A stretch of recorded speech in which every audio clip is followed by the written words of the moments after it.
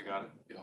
Good afternoon. Today is March 2nd, 2022, and welcome to the Ways and Means Committee hearings.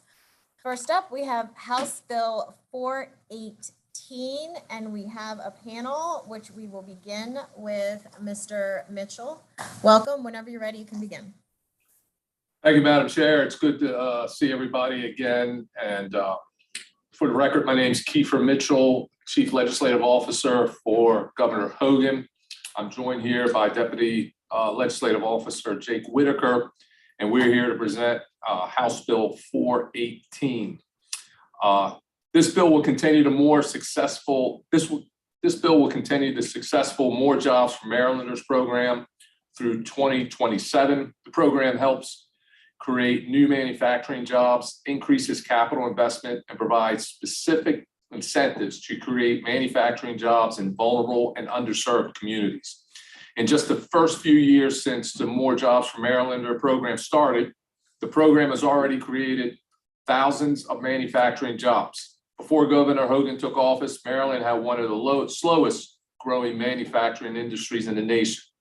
Maryland is no longer losing manufacturing jobs, and thanks to the More Jobs for Marylanders program, it has one of the fastest growing manufacturing sectors in the nation. With that being said, I would ask for a favorable report on House Bill 418, and I'll turn it over to my colleague, Jake Whitaker. Thank you, Madam Chair, members of the committee. My name is Jake Whitaker. I'm with the Governor's Legislative Office here to testify in support of House Bill 418. The More Jobs for Marylanders program has already created 3,000 high-paying jobs. The average salary for these jobs is about $65,000 a year. MJM has provided about $14 million in tax relief to manufacturers at a time when they've needed it the most. Overall, this program has created over $400 million in indirect economic activity across the state. If House Bill 418 is passed, the MJM program will continue to create high-paying manufacturing jobs and will spur economic growth for years to come. So for the aforementioned reasons, we respectfully request a favorable report on House Bill 418. If okay with you, Madam Chair, we'd like to turn it over to Secretary Gill. Yes, thank you. Thank you. Chair, hold on. Yep. Hold on one sec.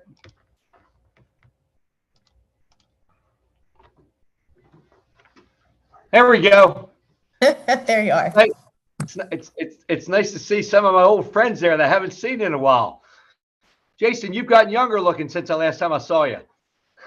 That's absolutely right, Mr. Secretary. I move favorable on all of the Secretary's bills. That was very good. Very good job. Thank you very much. Well, that concludes my remarks. If there's any questions, thank you. Thank you, Madam Chair and Vice Chair Washington.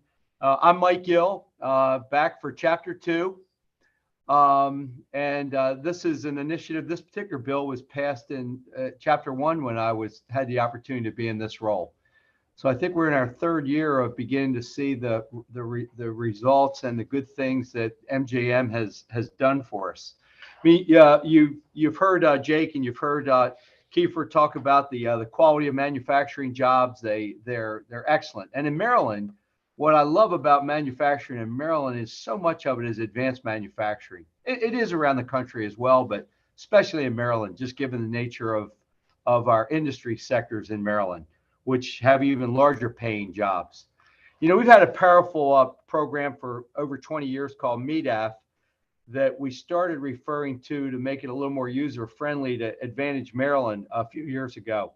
And MEDAF, along with MJM, are about as powerful of a one-two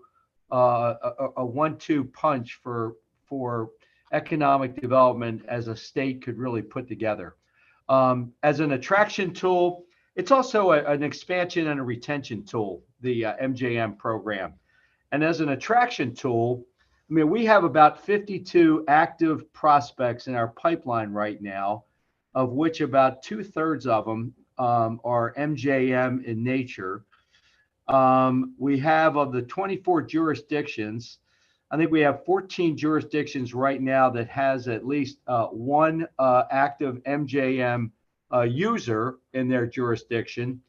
And if you look at our pipeline, I think over the next 6 months to a year, we'll have at least one MJM customer in every single one of our 24 jurisdictions.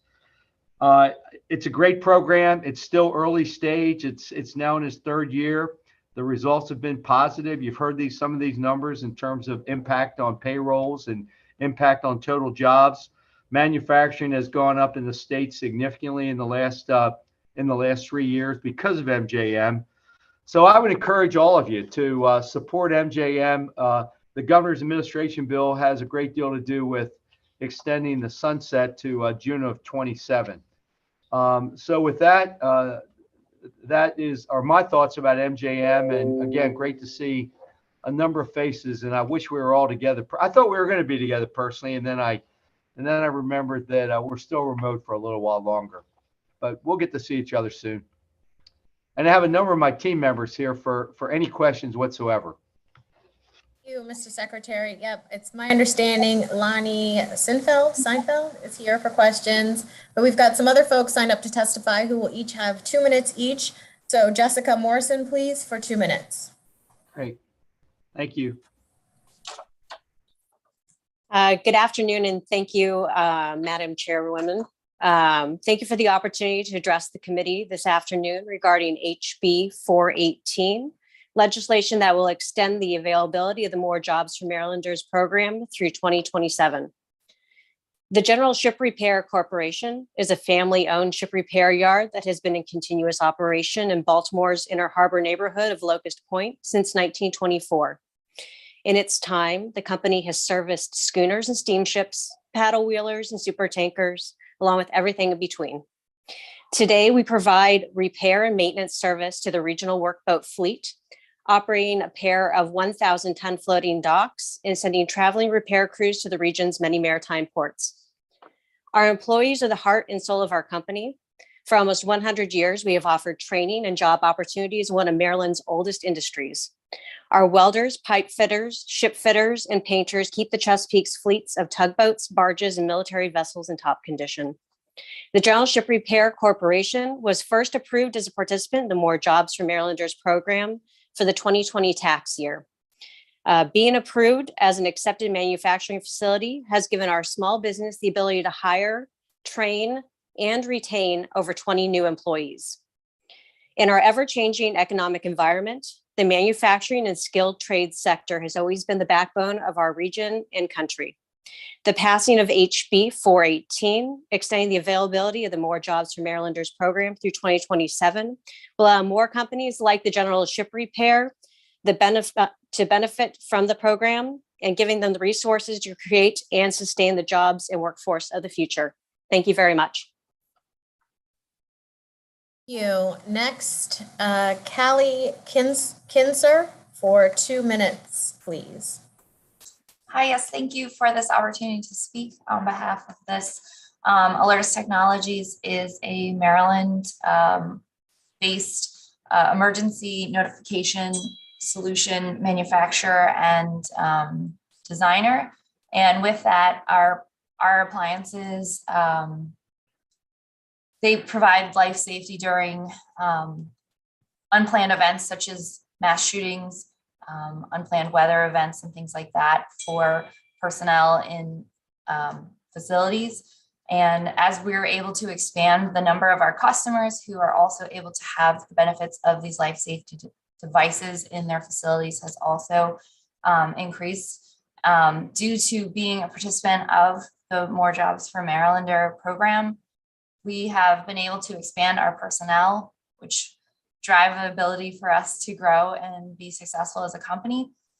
We were able to continue to hire Marylanders during the pandemic years, where most companies were experiencing massive layoffs, especially with the manufacturing industry, with the close proximity with which people work.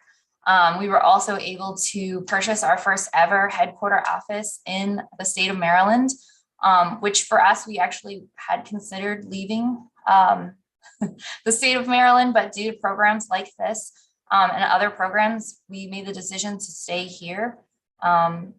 We have also, because this has been so successful for us, have become participants in other programs Maryland offers, such as the Live Near Where You Work, which is helping hopefully to revitalize the city of Maryland, of Baltimore, where we're headquartered. So we actively support this bill, as we hope that other manufacturers in the state will be able to have the same success and growth that we have, because I think we're all strongest when we're strong together. Thank you. Thank you. Are there any questions from the committee? Delegate Buckle? Thank you, Madam Chair. So I'm a fan of the intent of more jobs for Marylanders, the manufacturing tax credit. We worked in the committee very hard on this in 2017, as Mr. Mitchell and the Secretary are aware. And I really only had sort of two questions. One is, my recollection of the program is that it operates, the qualifying businesses are eligible for the credit over a 10-year period. If we don't extend the program, which is my understanding of the intent of this legislation, would extend the operation of the program out for an additional 5 years. Are there going to be companies who have begun to participate but sort of get caught in the middle of, we created a program, they qualified for the tax credits, they started creating jobs and moving in, and then we end the program, and will that create any problems with them receiving the benefits that they had sort of bargained for, because the lifetime of the credit program is greater than what the legislative enactment was? Does anybody have any thoughts about that possible conundrum? Delegate, I think Lonnie would be the best person to answer that question. Yeah. Okay. Lonnie, please. So the current sunset is June 1st, 2022. It means that a company has to be officially enrolled in the 10-year benefit before that date, June 1st, 2022. So we currently have about 90 companies of the 300 that have submitted notices of intent that are enrolled in the program. The remaining 200 some would need to be enrolled before that date, June 1st, in order to participate and receive the 10-year benefit. What the sunset is really doing is, for the 54 some projects that the Secretary had mentioned in his testimony, those are the ones at risk of, we've advertised MJM to them. They are planning to come to the state, to establish in the state. They would be unable to participate because they can't enroll by that date, since there are hiring timelines associated with that date. You have to have so many workers on that. And that's kind of my concern of just, and from a fiscal impact, even if we didn't extend the program's lifeline through this bill, if you had businesses that were already guaranteed to get, we'd still be making payments in future years, right? So if you're in year 3 of your 10-year cycle and you're qualified, you're enrolled, when I look at the fiscal note and the fiscal impacts, it's not as if we're just going to cut those people off. We'd still be making payments in almost a zombie tax credit program. The program wouldn't exist for new businesses. It would have a termination date. It wouldn't be marketed anymore, but we would still be having a fiscal effect. Is that fair? That is fair. We would continue to support those businesses enrolled in the program for their full 10-year duration. We just wouldn't be able to attract new businesses through the program. And then if you'll just indulge me for one moment, Madam Chair, the other question I guess I have, and it's more of a comment, and it's really designed to encourage my friends at Commerce about the application of this program. I'm very concerned in the fiscal note. I assume that this is true. On page, I think it's page 4 of the fiscal note, there's a paragraph that says that projects located in tier 2 counties, not the counties that actually really need tax credits the best in order to compete, including my own region of Western Maryland. Tier 2 counties have received over 80% of all year 1 final tax credits, which I assume is just a term of art about how you're getting in the program. Projects in Montgomery and Anne Arundel counties, which last time I checked are 2 of the 3 or 4 wealthiest counties in the state, account for about 2/3 of the credits awarded under the program. And so I know sometimes you got to go where the businesses want to go. I know Montgomery County has some wonderful advantages in terms of able employees and a great workforce. I know Anne Arundel County, we live here for a quarter of the year. I understand it's got some advantages, but I just continuously encourage the operators, the administrators of these programs. Those kind of statistics don't dovetail with the arguments that we want to make about helping to grow the state and using credits for disadvantaged communities, whether they're rural, whether they're urban, doesn't really matter. So I know that's not your fault. And I know that Secretary Gill and others probably strive to try to get things into the tier 1 areas. But to the extent that we continue these programs, I think ultimately everybody bipartisanly is going to want to see it stimulating growth in the areas that need growth, rather than being an add-on for places that are doing well independently. So isn't that so, as Frank Turner would have said? And I'll leave it at that. Thank you very much. Delegate Plakovich-Carr. Thank you, Madam Chair. So this is a program that DLS evaluated back in and released their evaluation in January 2021. And DLS, had a number of recommendations for changes for this program and highlighted a number of concerns, including that it overlaps with other tax credits, that it mandates significant future funding, that the geographic designations and incentives are overly complicated, that smaller sized businesses are underrepresented, and that the program doesn't specify an objective. And actually DLS recommended consolidation or allowing this tax credit to sunset. My question would be, has the administration taken action to address any of the recommendations or issues that DLS flagged in their evaluation? We provided a written response to the DLS evaluation report, I believe last November when we had a hearing before one of the subcommittees. We do have some fundamental differences with some of the DLS recommendations. For instance, this isn't necessarily a small business program. We encourage anyone that meets the requirements to apply and receive the credits under the program. You know, as far as whether or not the tier designations may be confusing to businesses, we provide full service concierge to them, and we don't believe that that is a concern. We have not heard that from the business community that we assist. There's also the issue of whether or not some of the credits may be overlapping in purpose, and we do believe that each one of them do serve a distinct purpose. Just off cuff, I will mention that, say, the Enterprise Zone program is more of a local program as opposed to MJM, which is more of a state program and a state incentive. But we do have a written support for it. And then the last thing I will mention is that we do have proposed regulations that will address some of the priority concerns of tier 1 versus tier 2 projects, and who gets basically the ordering pack for the tax credits. So those proposed regs are right now under review, and we hope to have them finalized sometime this spring. Barnes. Thank you, Madam Chair. And I guess my question kind of dovetails on Delegate Plakovich-Carr.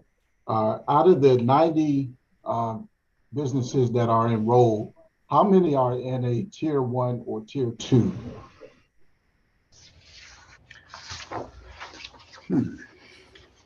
I don't have that statistic readily handy, but I will say that we do have a lot of projects in all of our jurisdictions. I believe as part of the written testimony we had submitted, there is a chart on the last couple of pages showing who have been certified for the credits, as well as the notices of intent that's been received. We are making an effort to those businesses. I think if we could get that over to the committee, I think that's important, because we would like to know where in the tier 1 or tier 2 is being most effective, right?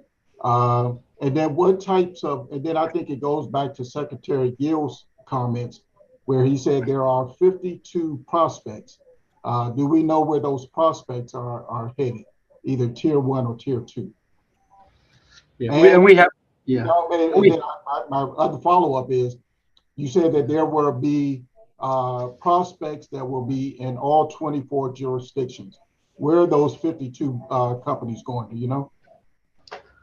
Well, we can send that over to you. We've got that information, Delegate. Okay. We'll make sure we get it to the team. I think that's important, because I think as we look at this program for its efficiency, to make sure that it is working, I'd like to know where these businesses are spread out, what types of businesses that they are, and the 3,000 jobs that we have right now that are paying close to $65,000 per year. What types of jobs are those?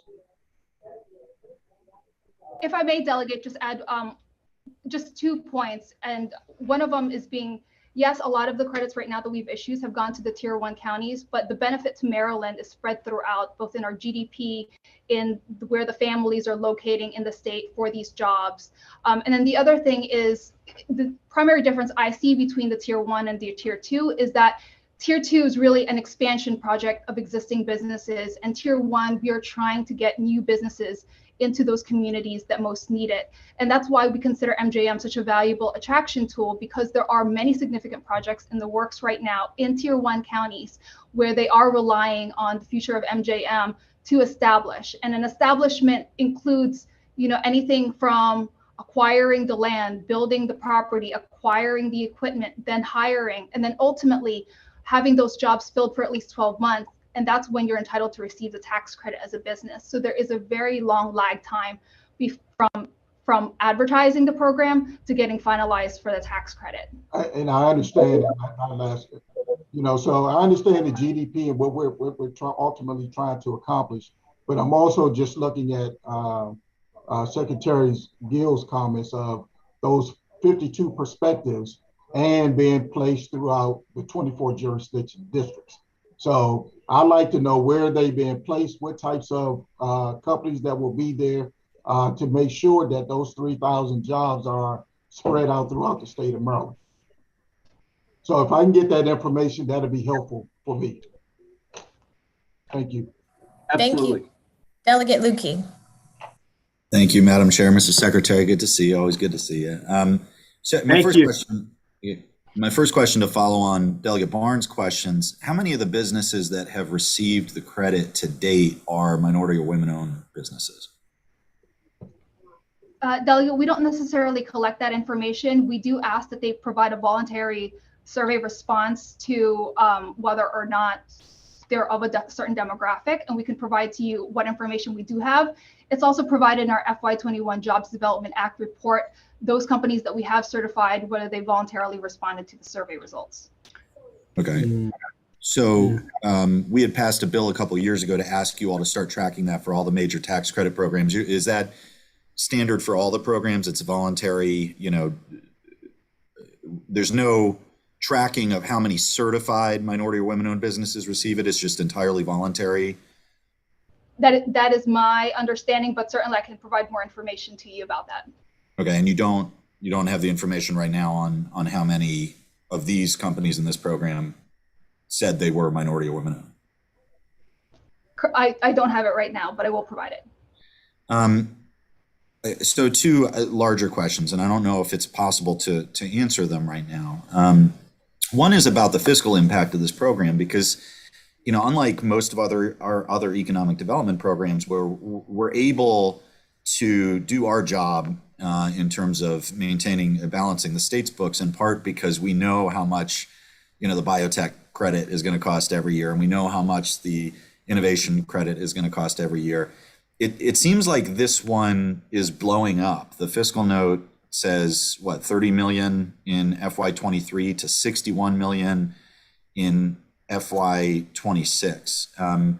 Is there anything in this bill that would prevent that continued explosion of fiscal impact, or is the bill as introduced just going to keep increasing that fiscal impact year after year after year? Hey, Delegate, this is Kiefer. Jake will answer that. Sure.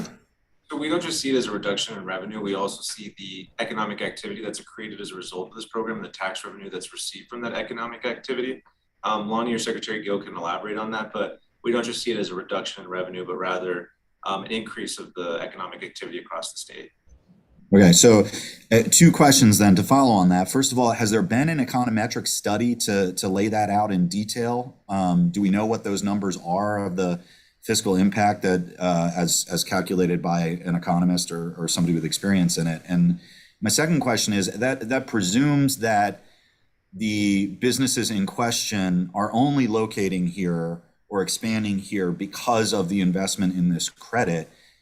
Do we have evidence that verifies that, or, and this is the question behind all of our economic development programs, for some of these businesses, would they have located anyway?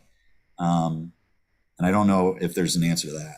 Sure. To answer your first question, Delegate, we believe there's about $400 million of indirect economic activity from this program across the states since it started. We can provide you more detailed information, and then I can turn it over to Commerce to kind of address your second question. Sure.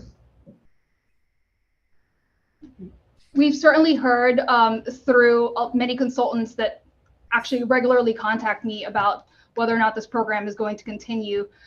So just anecdotal evidence that this is a game changer in terms of bringing attractions to the state. I don't have any concrete numbers to provide you, but as far as the testimony by some of the businesses today, as well as some of the phone calls I've been a part of with consultants and businesses, this is a game changer. I gotcha. We hear we've got more than 100 bills this year on tax credits, tax cuts, tax programs, economic development programs. And, just for the state as an entity that wants to keep its books balanced and be doing the right thing from a fiscal perspective, due respect, I think anecdotal evidence is not enough for us to rely on. So I'd love to see the data you have that justifies the 400 million number, and would love to see any other objective, concrete econometric or statistical data that backs that up. So thank you very much. Thank you, Madam Chair. Thank you. Are there any other questions? Delegate Barnes, did you have another question, or is Yeah. that, okay, go ahead. And I apologize. Thank you, Madam Chair. I want to go back to Delegate Lukey's point, because it's kind of disappointing that we're not collecting data on the diversity standards of the businesses in which we're helping. Because I think it puts things in perspective on the direction that we're going in the state of Maryland when we're open for business, and we don't know if we're helping true minorities at all. So let me just ask another question then. What is the size standards of the businesses that we're helping? Under the program, a tier 1 area just needs to create 5 qualified positions, and a tier 2 area needs to create at least 10 qualified positions. So they can be relatively small or they can be fairly big. So if they're a fairly large company, then so is there a range, or do we know how many large companies? Is there a dollar threshold that say if you're making 5 million and above or 5 million and below? Do we have any of that data to say exactly who are we helping? We can certainly provide a breakdown based on what we've certified so far. All right, thank you. Delegate Buckle. Thank you, Madam Chair. I apologize for the second bite at the apple. I only like tax policy, so I don't ask very many questions on Thursdays, if you've noticed. But I did, I think we all have some legitimate concerns or questions about this. But I did want to indicate that I was looking at Commerce's testimony in response to my friend Delegate Lukey's question. It seems like I don't know who did this analysis. It would be nice to see the backup, but there is some indication that for fiscal year 2018. That there's a certification of the creation of 265 new direct Maryland jobs, 65 retained jobs, and the 431 indirect jobs supporting them. And it looks like from the analysis you've done that those jobs supported a total of about $317 million in annual economic activity, with $3 million in state sales tax and income tax that's returned from those jobs. And an analysis that if they stay in place, if those companies work for the 10-year eligibility length period, that it would generate about $30 million that comes back to us, sort of that econometric analysis. Lenny, does that sound about where you guys are? I mean, do you do that analysis in-house, or do you sort of source any of that out to say, hey, yes, we are spending tens of millions of dollars in the program, but we also are estimating that we're really getting tens of millions of dollars back, so that the fiscal effect is a little more flat? Yes, we have researchers in-house here at Commerce that perform the ROI. We provide that information every year on our Jobs Development Act report. So I believe that's where those figures, Delegate, that you read from came from. Okay. And I just do encourage, like with what Delegate Barnes, my friend asked for, I'd like to see that too. Like if you guys really have lists of these are the companies who got it, these are the jobs, this is where they're located, what's their minority and women-owned business status. I know that's probably a pain in the butt, but for us to really consider these kind of things, I think it's important for all of us to know how they're really working in the real world, from Oakland to Ocean City and every place in between. So if you get that information, you send it to me too, or the chair, or however you want to do it, that would be great. Thank you. Are there any other questions from the committee? Okay, seeing none, thank you. That concludes the testimony on House Bill 418. Now, Delegate Walker, House Bill 988, whenever you're ready. Thank you, Madam Chair, members of the committee. That was a throwback, that previous bill hearing there. I almost wanted to ask a question, seriously, I almost did, but you all did a good job. House Bill 988 is just a continuation of the outstanding job this committee is doing, realizing that people are in need, particularly our teachers, we invest a lot of money in education but we need to start giving more money to our educators. Now, what this bill does is just takes the tax credit from $250 to $500. You've got written testimony from AFL-CIO. Previous years, we've had the Maryland State educators support this, realizing that most teachers, and I know we've got teachers on this committee, spend on average in Maryland, $497 on their supplies. So right now, to take it up to 500, the fiscal no cost is only $250,000. We need to value our teachers now more than ever. That being said, it's my testimony. Any questions for Delegate Walker? Delegate Hartman?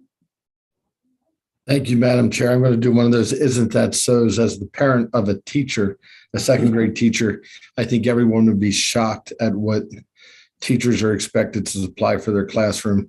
I help my daughter with her taxes, and it's just phenomenal.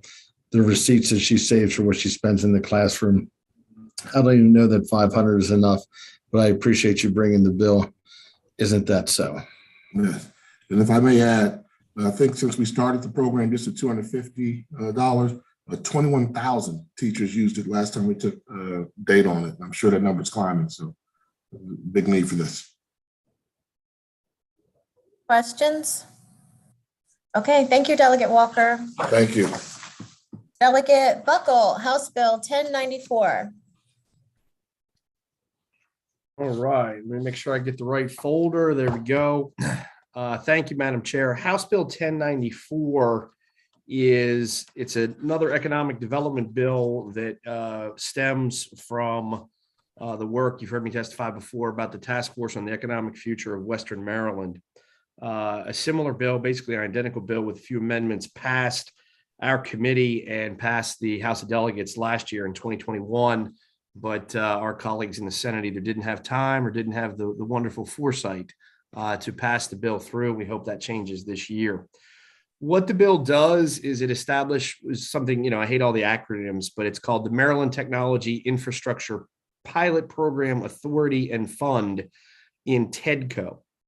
And what the pilot program does, hopefully if it works, it could be extended to Prince George's County. It could be extended to the Eastern Shore. It could be extended to other areas that could really use this type of technology investment.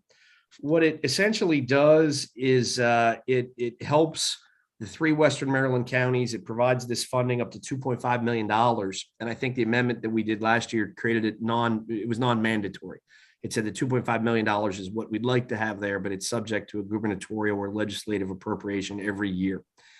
And what that money is used for through TEDCO is to incentivize and to help stand up basically technology jobs, technologies that are invented, that are created here in Maryland, but that need manufacturing. So for example, you may invent a vaccine. It's very relevant to our modern times. You may invent a vaccine or a medical device or a product in the I-270 technology corridor in Montgomery County or the biotech incubators of Howard County.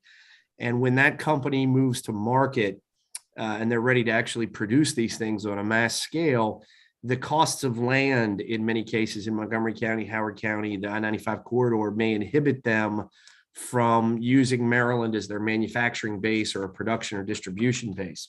An hour to an hour and a half away, particularly from northern Montgomery County and parts of Howard, is Western Maryland. And we're sitting there ready, willing, and able to try to join in with our brothers and sisters of downstate, as we call it, in these technology communities. But there needs to be some expertise, which TEDCO provides, and also some abilities to sort of seed these funds so that you stop these companies from maybe going to a neighboring state, or maybe in some cases even going overseas. It always amazes and astounds me. I don't wrap my head around it logically, how it's cheaper to manufacture a product in India, put it on a boat, sail it all the way around the world, bring it back into the United States, when in fact that product may really be developed here in Maryland or in our mid-Atlantic region. And so this bill, again, that we have passed in the prior session would allow for TEDCO to take a real role in those types of transactions, and for TEDCO to have a real purpose in looking out for opportunities to help a part of our state grow in the technology economy. We all want technology and better paying jobs. And as we've just heard from other tax credit bills, sometimes it's important for the state to make a relatively minor investment to help spark private industry grow. And so that's what the bill would do. And I hope that the committee would continue to give it favorable consideration. Thank you. Are there any questions for Delegate Buckle? Delegate Barnes. Thank you, Madam Chair. Has TEDCO weighed in at all on this for this particular bill? Yeah, TEDCO actually participated in the work group or the task force. So TEDCO had a representative on the task force, and they were enthusiastic about the bill. They're enthusiastic about their ability to both to finance it if they get the money. I mean, obviously, if the 2.5 million isn't appropriated, there's not much they're going to do. But they believe that this was a worthwhile and innovative way. That's why it's a pilot program. If it would help to incentivize some of these businesses to stay or grow in Maryland, maybe they can't do it in, downtown Rockville where they may be based, or, Gaithersburg, but they could do it somewhere else. We'd like to see it, if it works, expand and get funded into other communities throughout the state. But this seemed to be a cost-effective way to put it out there. And TEDCO seems to agree with that. And now my last question, do we have an idea of interest from businesses that would participate in this program? I'm not aware, because it was just legislation and a proposal. We did have some private sector feedback and input into the task force over 2 years. I know that places like the Maryland Tech Council have indicated their support for it. And the Tech Council, of course, as you're well aware, has a broad base of private sector partners who are involved in their oversight process. I don't think that I can point you and say, hey, here's this one company that says, if you do this, we're coming. But I think that logic would suggest that it's got a real possibility to work. And it's a part, as you know, Delegate Barnes, it's a part of our whole package. We have another bill that you've heard that frankly has a much larger investment to it. And so if we were to do that bill, this money would certainly get subsumed within that. It wouldn't be TEDCO's project anymore. But, what's the old saying about, pigs get fat and hogs get slaughtered? I'm not here to be overly greedy and say you had to pass all of the bills and all of the funding, but we think that this particular piece really has some resonance to the tech community. Thank you. Thank you. Any other questions for Delegate Buckle?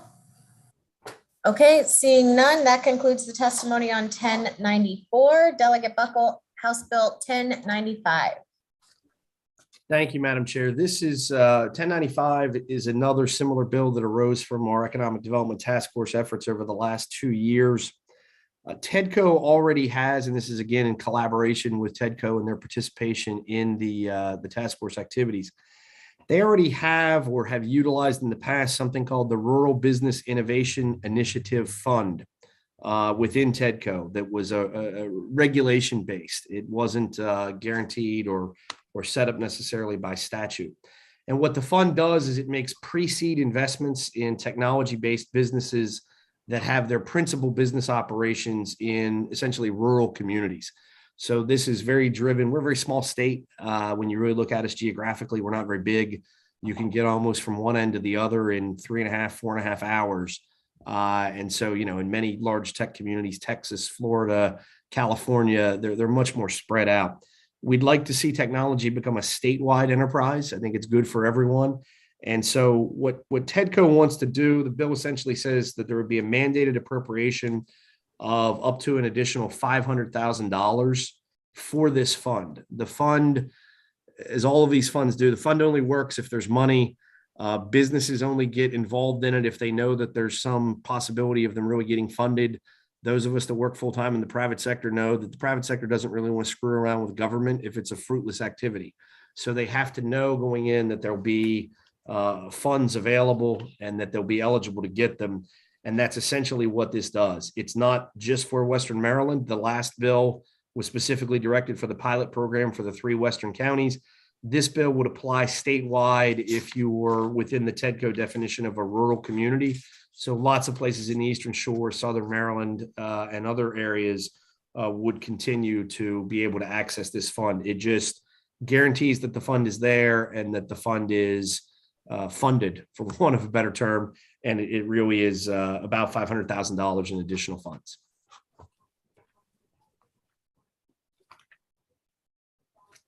Buckle.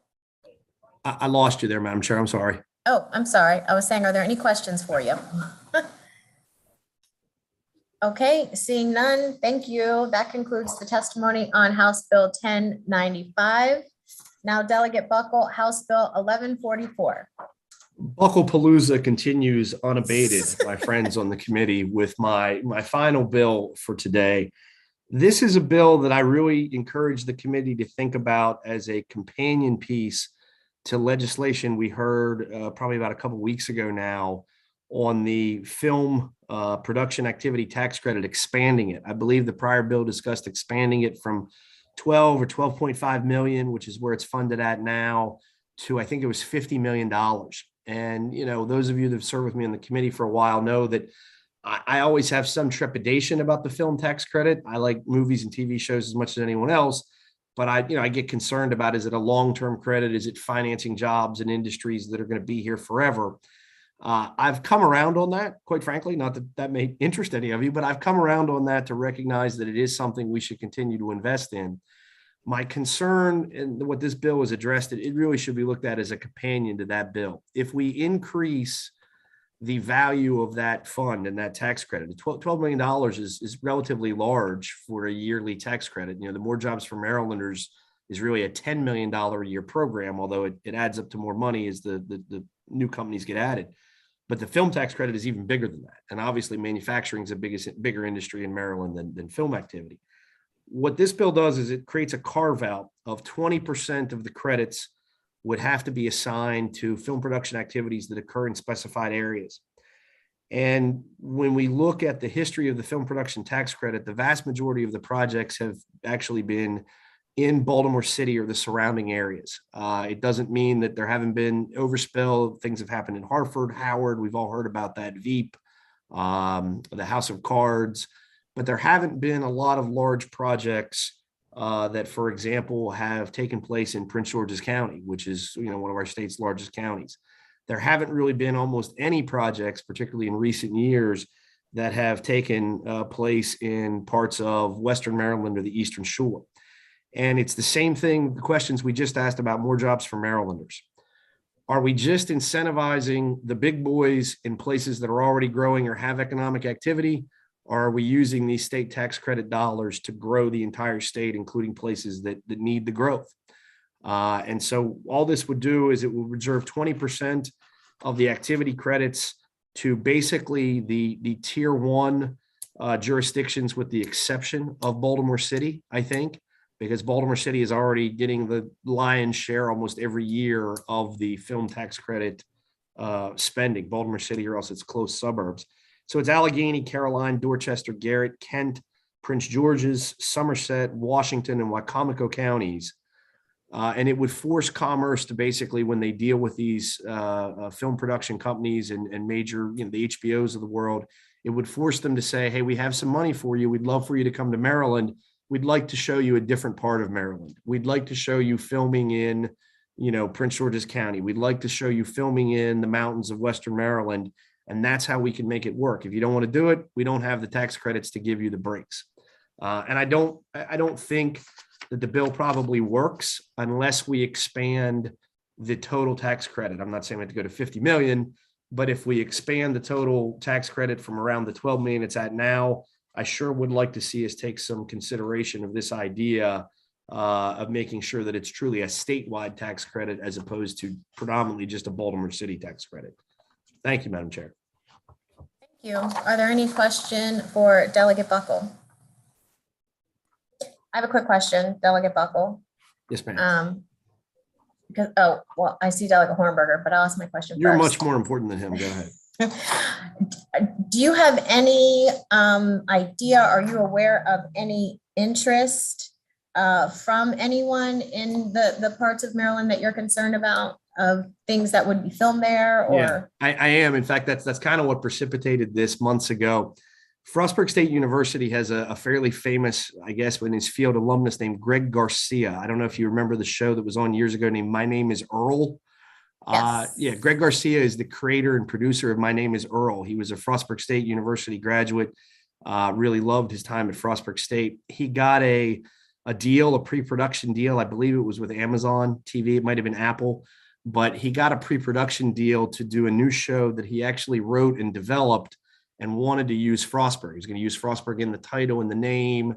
He used sort of his experiences as an undergraduate in our neck of the woods. He's not natively from Western Maryland, as some of the background for the show. He approached the Maryland film folks that run this program. And, I think his backers, the financial people did. And they said, look, if we can qualify for the tax credits, we may be able to make it work. One of the problems that exists is most of the union, we hear all of the union folks that come in and testify on the film bill. Most of them tend to be based in the Baltimore area, or at least the Baltimore-Washington corridor. And it drives up their costs to put these productions outside of that area. If they're more than so many miles away, the union contracts say you got to pay me more money, or you got to put me up in housing, or whatever it may be. And the only way for them to offset that was to get the credit, or else they were going to go to Pennsylvania. And frankly, because the credit was already fully subscribed with the HBO television show in Baltimore City called We Own This City, which any of us have read that book, it unfortunately doesn't paint Baltimore and Maryland in the greatest light. It's a true, accurate story, deserves to be told, but it's probably not a postcard of come to Maryland if you watch the show. And because We Own This City had accrued all of the credits, they had no credits to offer anyone else. And lo and behold, the production that was supposed to employ hundreds of people over time and sort of put Frostburg on the map on a national television show, it's being produced about an hour and 15 minutes from us in a small town in Pennsylvania. So that's kind of the genesis of the idea of we got to spread this around a little bit more. And maybe we need to increase the credit, honestly, in order to be able to fairly do that. Okay, thank you. Now Delegate Hornberger. Thank you, Madam Chair. I didn't hear Cecil County in your list of counties, so I'm a little concerned there. But my question to you is a little bit more serious. What actor would you have portray as a Delegate Buckle in these feature length films? If I could get maybe George Clooney, if I could get James Spader to grow his hair back. I had a nickname as a younger kid that was like Spader. Sure. I looked a little James Spadery in like 1988. Yep. But Spader's lost all of his hair now, so I don't think I'd want to go with that. But I appreciate it. Yeah, Cecil is not in there mainly because you guys are doing so well. Because the county executive there really focuses on economic development. You got a Great Wolf Lodge. You got Northrop Grumman expanding. Yeah. I mean, the local delegate doesn't do such a good job, but the rest of the other people are working hard. Well, luckily, I've already got Leonardo DiCaprio lined up for me, but no, best of luck with that. Support the bill. Leo does seem to be, growing a little bit, just like you. Right. So sure. Okay, Delegate Jones. For the record, I don't remember a Spader nickname. Thank you, Chairwoman. you were too young, Delegate Jones. You missed out on that. You were too young. Sure. Delegate, I thought I saw Delegate Long's hand up. I was just going to say, really? Okay. Well, now that there are no serious questions left for Delegate Buckle, thank you, Delegate Buckle. That concludes the testimony on House Bill 1144. Now let's see, Delegate Harrison, are you with us? Yes. Yes, Madam Chair, I am. We are going to start with House Bill 978, and you have one person after you for 2 minutes, but whenever you're ready, go ahead. Thank you very much. Good afternoon, Madam Chair, Mr. Vice Chair, and members of the Ways and Means Committee. For the record, I'm Andrea Fletcher Harrison, and I'm here to present House Bill 978, which is an act creating a new state income tax credit of up to $5,000 for eligible family caregivers for qualifying expenses paid for to care for family members. I do want you to know that I'm offering amendments to this bill to mirror SB 660, which was put in by Senator Benson, my senator, and it should have been a cross file, but there was a miscommunication there. But that was the original intent of this bill, and you should have those amendments in your packet. So therefore, I am requesting a favorable report with amendments to this bill. According to a recent AARP report, family caregivers are the backbone of the U.S. care system, providing about $470 billion annually in unpaid care. By taking on this care, it is helping to save money and by delaying or preventing nursing home stays, hospital visits, or permanent convalescence care. However, these added duties and responsibilities are at a cost to a family member. It has been reported that nearly 8 in 10 family caregivers, about 78%, incur out-of-pocket costs to caregiving. Caregivers spend an average of $7,242 annually on care-related expenses. On average, this is about 26% of their income, with Hispanic and African-American caregivers reporting an even greater financial burden. Nearly half of all family caregivers have reported experiencing some type of financial setback, either using savings, cutting back on their own healthcare spending, or reducing their retirement savings. This income tax credit would help working family caregivers to offset the cost of caregiving expenses, such as home care aid, adult daycare services, home modifications, transportation, or other supports that help them and their loved ones. Additionally, a bill unlike existing child care and dependent care credit would help family caregivers who do not live with the person they are assisting. Often employed family caregivers leave the workforce or reduce their work hours to fulfill their caregiving duties, which can result in a loss of income, retirement savings, benefits, and career mobility. Additionally, with the onset of the COVID-19 pandemic, the above risks have increased with the shutdown of adult daycare services and in-home care providers. This bill allows caregivers to continue working and provide necessary care for their parents, spouses, or other adults that is home. I can speak personally from this experience, having at one time having to take care of my mother personally. And we were blessed that she did recover, but the out-of-pocket expenses with paying for home health aid to come in, and then just buying medications, you know, I guess I wouldn't call it a burden because I was taking care of my mother. But I'm sure many people have experienced this, as well as actually just recently, even my mother-in-law, taking care of my mother-in-law. So with that, I would just ask once again that you would give a favorable report with the amendments for HB 987, which is the caregiver tax credit. Thank you very much. Thank you. Next, Tammy Bresnahan for 2 minutes, please. Thank you, Madam Chair and members of the House Ways and Means Committee. I'm Tammy Bresnahan. I'm the Director of Advocacy for AARP Maryland. I'm sorry if there's an echo and the Senate sort of juggling both chambers this afternoon. And we really thank Delegate Harrison for championing this bill. I am a little bit concerned, just saw the fiscal note. Seems like, I don't know what the multiplier the comptroller's office was using, but our research tells us that about 770,000 people identify in Maryland as a caregiver. And when I do the math, it doesn't come anywhere near. And because of the way the bill's written in the House, it has a $55 million fiscal note, but the Senate bill has a $41 million fiscal note.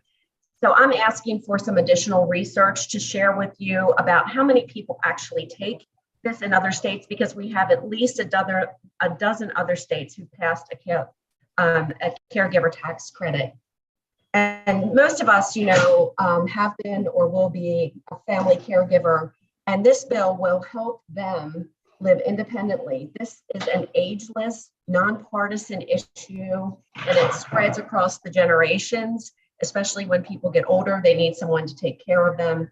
We really applaud the delegate for introducing this bill. And like I said, I'll try to get back with you with some more numbers, and I'm going to contact the comptroller's office to see how they arrived at their fiscal impact. And for that, I thank you and ask you respectfully to issue a favorable report on House Bill 978. Thank you. Thank you. Are there any questions for Delegate Harrison or Ms. Bresnahan? Okay, seeing none, thank you. That concludes the testimony on House Bill 978. Delegate Harrison, House Bill 980. And after Delegate Harrison, there's one individual who will testify for 2 minutes. Go ahead, Delegate. Thank you very much again. Good afternoon, Madam Chair, Mr. Vice Chair, members of the Ways and Means Committee. For the record, I'm Delegate Andrea Fletcher Harrison here to present HB 980, Sports Wagering, Prince George's County Stadiums, a sports wagering community impact fund. This is a piece of legislation that is very dear to me as I've represented the community with which we're trying to seek some refuge for many years. So for many years, there's a professional football franchise that played in Washington, D.C., seeking a larger and more modern arena. The team moved to Prince George's County and played its first game in Landover in 1997. The professional sports stadium was built on former farmland that was surrounded by existing communities. And as with any new venue of such magnitude, traffic was heavy and fans seeking relief often traversed these existing communities, sometimes blocking them from getting in and out of their communities and essentially trapping them. The WMATA Metro Station extended its rail lines with several new stops in Prince George's County, one of which is within walking distance of the professional sports stadium. This increased foot traffic, sometimes through communities, but most certainly immediately adjacent to the communities. And these are common ownership communities, HOAs and others, and they're responsible for their common property upkeep and maintenance, including some roadway repaving, lighting, and other common area maintenance and repair. These property owners have learned to deal with the traffic, although at a cost. They've not seen an increase in their property value with the addition of this venue. Their common areas and even some of their properties along the walking paths to the metro have sometimes been destroyed, and until last year, the management and ownership of the franchise has been reluctant to assist or even talk with these communities. And this has gone on for more than 20 years that these communities have had to live in the shadow of this arena. In 2015, former Delegate Carolyn J.B. Howard successfully introduced and passed legislation at the request of the team to create a 50-50 raffle to occur during games for the team's charitable foundation. In section 13.1911.1 of the criminal code, it reads in section D1, the proceeds of the raffle shall be used to benefit the residents of Prince George's County. Last year in HB 589, this section was amended to read that the proceeds of the raffle shall benefit the residents of the common ownership and cooperative communities located in whole or in part within an estimated 1 mile radius of the property under the control of the professional football team. The idea behind this change was to try and assist these communities that are in the stadium's footprint with projects that we talked about, such as the resurfacing, lighting upgrades, and other capital projects. And as stated earlier, these projects are those which are the sole responsibility of these common ownership communities and are not handled at all by the county's public works departments. So while we thought that the 50-50 would assist, we were notified after the passage of the bill that the charitable foundation funds could only be used for nonprofit entities such as schools and boys and girls clubs, et cetera. And therefore these common ownership communities are not eligible to be recipients of these funds. Additionally, we have been notified that there were no funds available from last year's 50-50 raffle, although the previous year there was money that came, and I actually have a listing of how much money was collected pre-pandemic. But there were 5 games just before the pandemic shut down, and verbally told that nearly about $350,000 had been raised, but that can't be verified at this time. These communities sitting in the shadow of the professional sports stadium have suffered for a very long time. They have been a compliant neighbor since they really have no other choice. And they've dealt with many lost drivers. They've had their newly planted shrubbery pulled up, destroyed, and have even had to deal with inebriated fans urinating in their yards. And I believe that it's time for these common ownership communities to get some relief. So in short, HB 980 just simply seeks 5% of the sports wagering proceeds generated at a professional sports stadium located in Prince George's County to be distributed monthly to a sports wagering community impact for common ownership communities within a 1 mile radius of said stadium for development, including housing and other public improvements. You should also have in your packet an amendment sheet that more clearly defines who shall receive these grant funds and how they are to be used. And so members of the committee and colleagues, I do respectfully request a favorable report with my amendments on HB 980, because I'll tell you, I have been representing these communities probably for almost the past 14 years, and they have truly suffered over the years, and we're just asking for a small piece to help them to take care of their communities. And so thank you very much for your consideration in this matter. Tiffany Turner Allen here. Yes, for 2 minutes, please. Thank you. Thank you, Madam Chair and members of the Ways and Means Committee, and also thank you, Delegate Harrison. I'm the Executive Director of Nonprofit Prince George's County, and we support House Bill 980, which requires 5% of the proceeds from the sports wagering at the stadium in the county to be distributed to the Community Impact Fund. We are the only nonprofit in the county that was created with the primary goal to support capacity building to the county nonprofits. We have been around for over 20 years. We currently have more than 140 members of nonprofit Prince George's County. We are not a stranger to the critical role that community partners play in local development. Many of our members work with seniors, youth, and other underserved communities, and we're all very aware of the equity issues faced by communities surrounding FedEx Field. We have heard stories of the damaged property, the trash buildup, and people not being able to access their homes due to illegal parking or other access restrictions. A 2019 Maryland Nonprofits by the Numbers report stated that 76% of Prince George's County nonprofit organizations have an annual operating budget of less than $25,000 a year. Less than $25,000 a year. So that goes to prove that our nonprofits are grossly underfunded in this county. And while this has been traditionally the case, it has only been worsened by the pandemic. So this funding that's proposed in in House Bill 980, it would provide some critical assistance and need for infrastructure support for the communities in this coalition, for the people and families that need it most. I want to thank you for your time and your opportunity to speak. Delegate Barnes. Thank you, Madam Chair. I was just reading the bill. Any idea what the cost of the impact is in that area? How much money do you think on a yearly basis or monthly basis would it take to start the improvement within that area?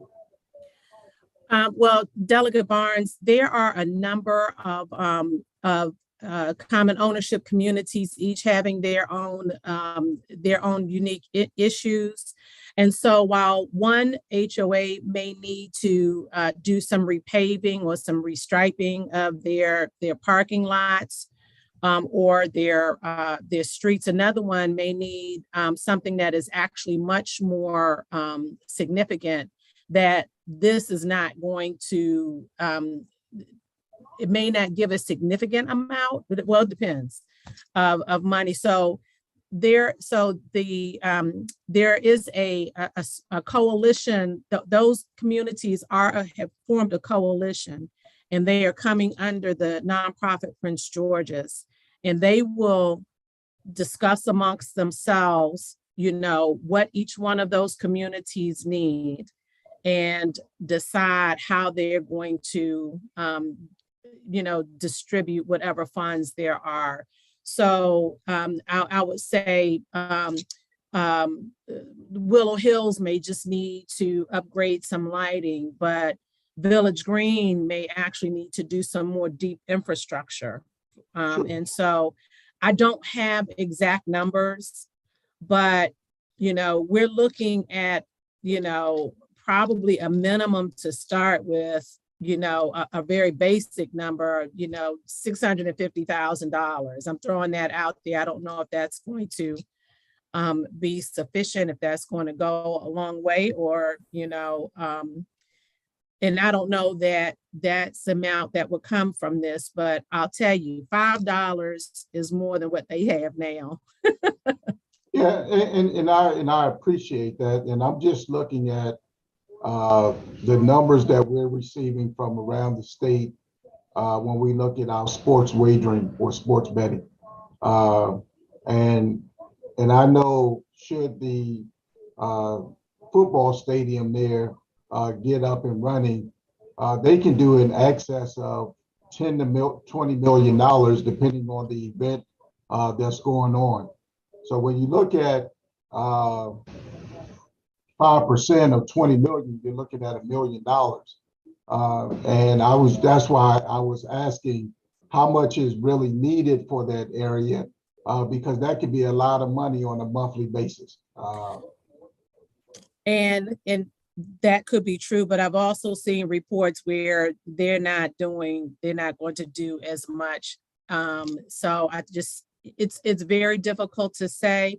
I will tell you that there are 6 HOAs or common ownership communities in this coalition, each with their unique needs. Sure. And they are all literally in the shadow of this stadium.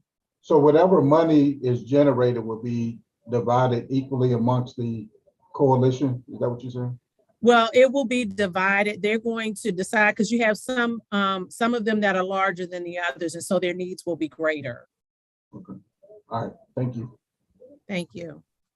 Delegate Patterson. Thank you, Madam Chair. Thank you, Delegate Harrison, for bringing this legislation before us. I used to live in that community that you're talking about, and certainly appreciate your doing this.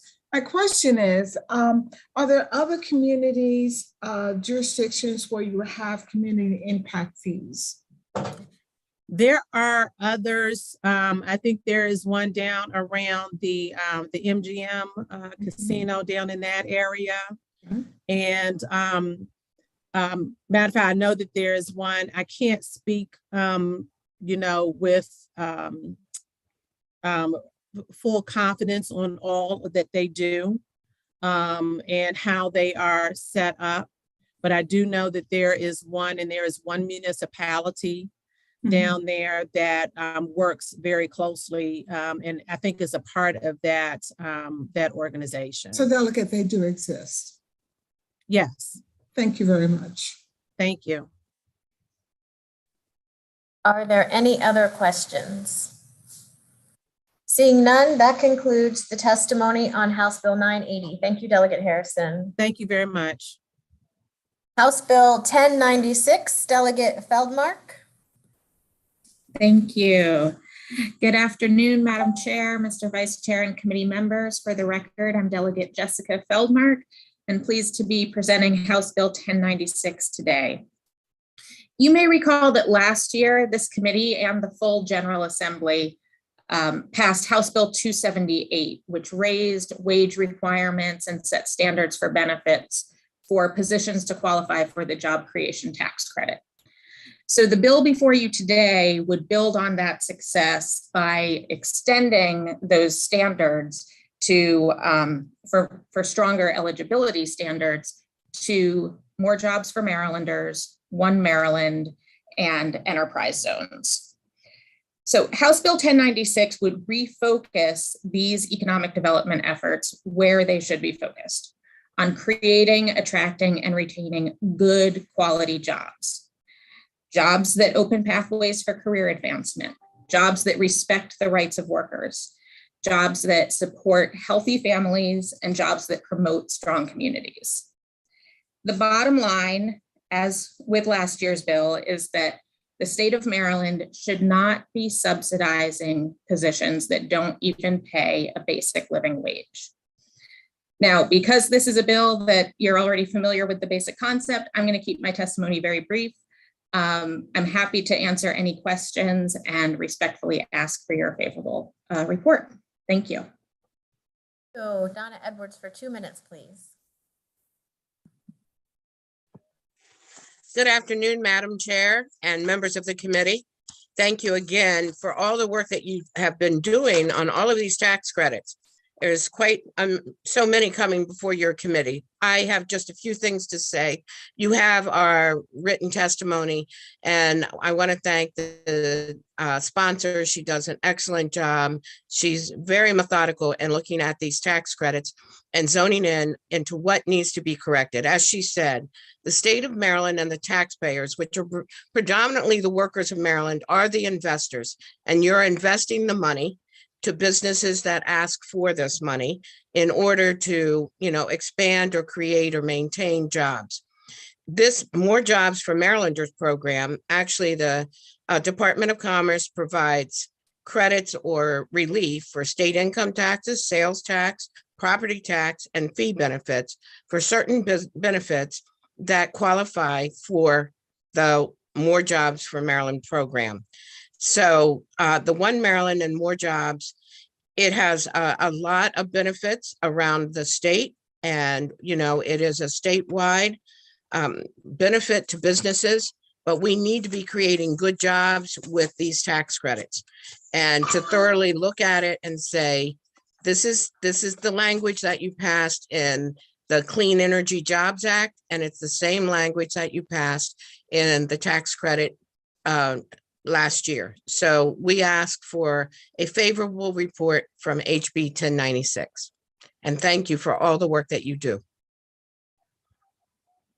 Are there any questions?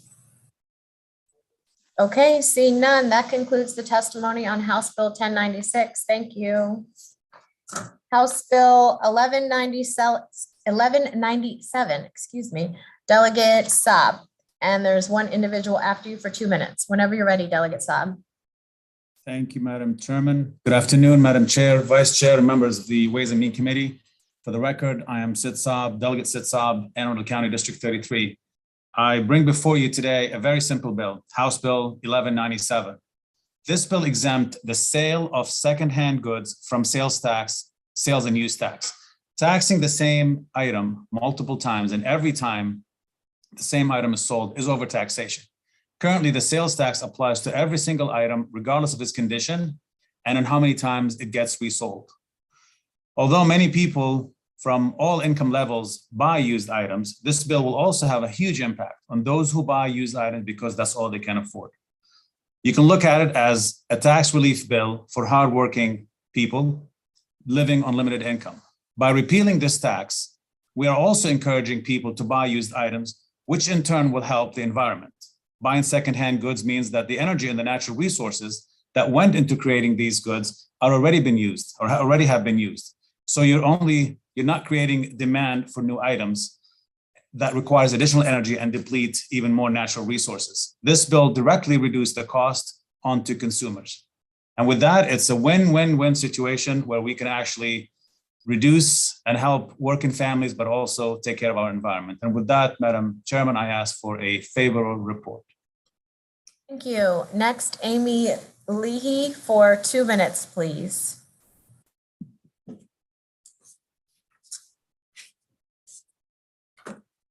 Amy?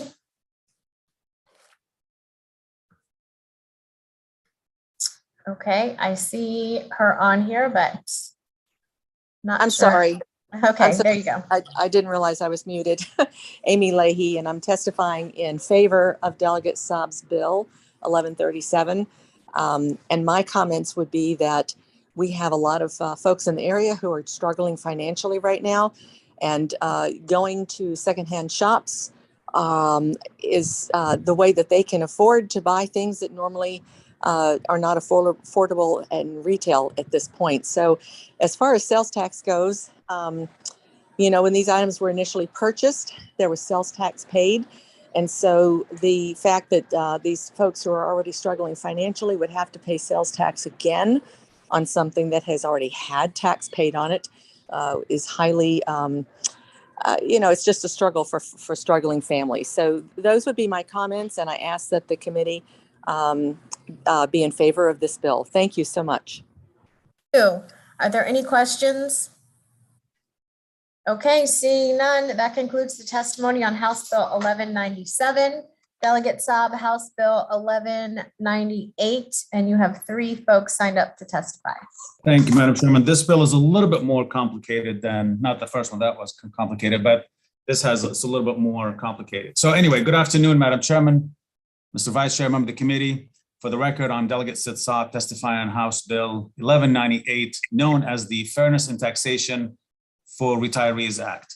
Most states that levy a personal income tax allow people who are receiving retirement income to exclude part of it for their taxable income. Unfortunately, Maryland does not treat all its retirement plans the same way.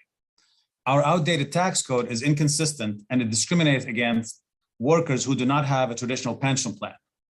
So we have a disparity in our law with how we tax our retirement income. Currently, only retirees who have a traditional employee retirement system are eligible for the pension exclusion, which is also known as a subtraction modification.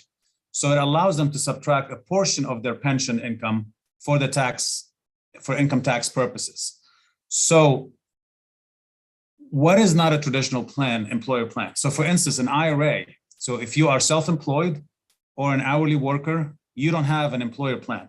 If you are self-employed, you have to fund your own retirement. Those people are not able to take advantage of the exclusions, which is up to $34,300.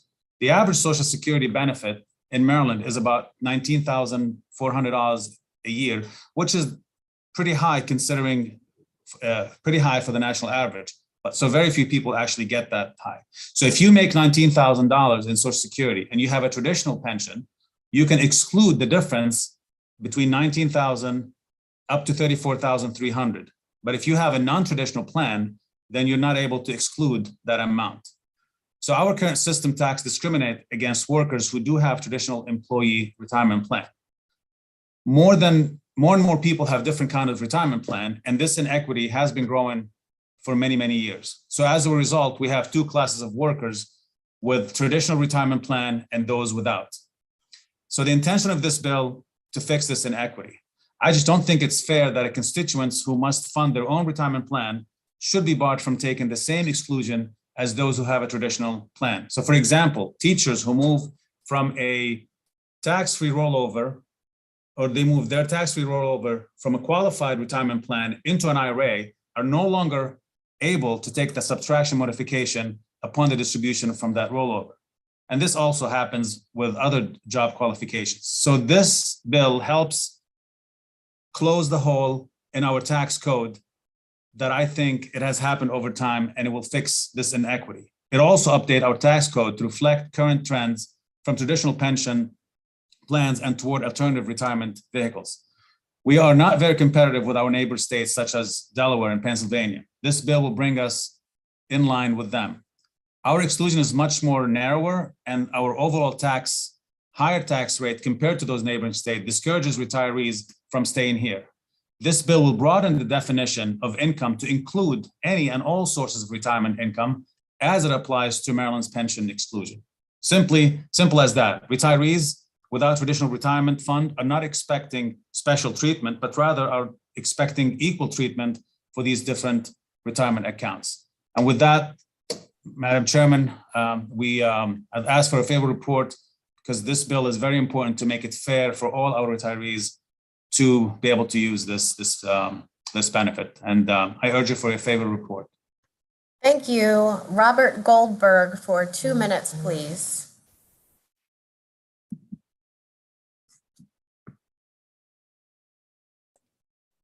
Yes, good afternoon. My name is Robert Goldberg, and I serve on the Maryland State Legislative Committee of NARF, the National Active Retired Federal Employees Association.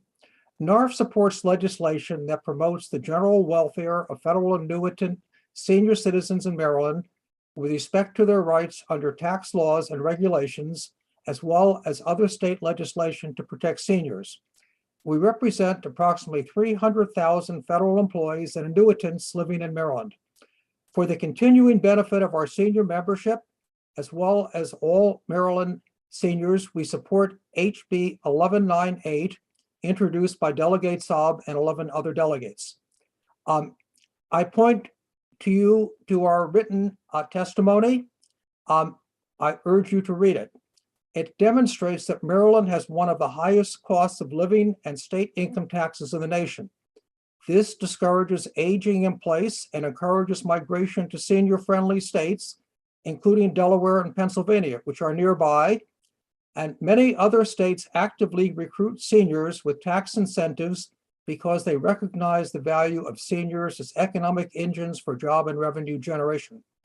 Thus, 9 states do not have any state income tax, and 14 states exempt all or part of federal pensions from state and local taxes. My written testimony clearly demonstrates the cost to Maryland of senior migration. The cost is very large. The cost is due to loss of tax revenue, loss of economic growth, loss of federal grants, and loss of volunteer labor. It could actually cost Maryland a representative in the U.S. Congress. Seniors do not have children in school, and seniors vote at a very high rate. The documentation provided by NARF and our written testimony is quantitative and rigorous. It is compelling. It is not anecdotal, and it should not be ignored. It is clear that Maryland needs to do something about this problem, and doing something is in everyone's interest. HB 1198 takes a modest step by broadening the definition of retirement plans that qualify for subtraction under the Maryland tax code. And by doing this, HB 1198 brings about a very much needed sense of fair play, as pointed out earlier by Delegate Saab. NARF is pleased to support this legislation. Thank you very much. Thank you. Next, William Seawack for 2 minutes, please.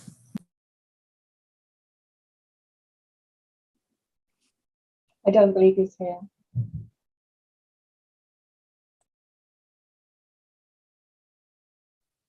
Okay. I saw a Bill's iPad. I didn't know if that was him. William Seawack. Edward Bice.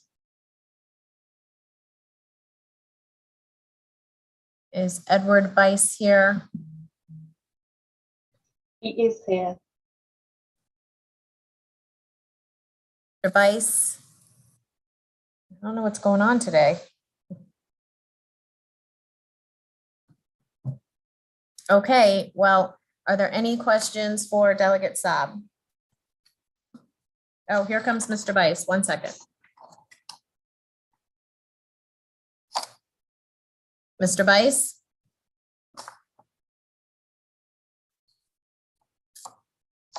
Okay.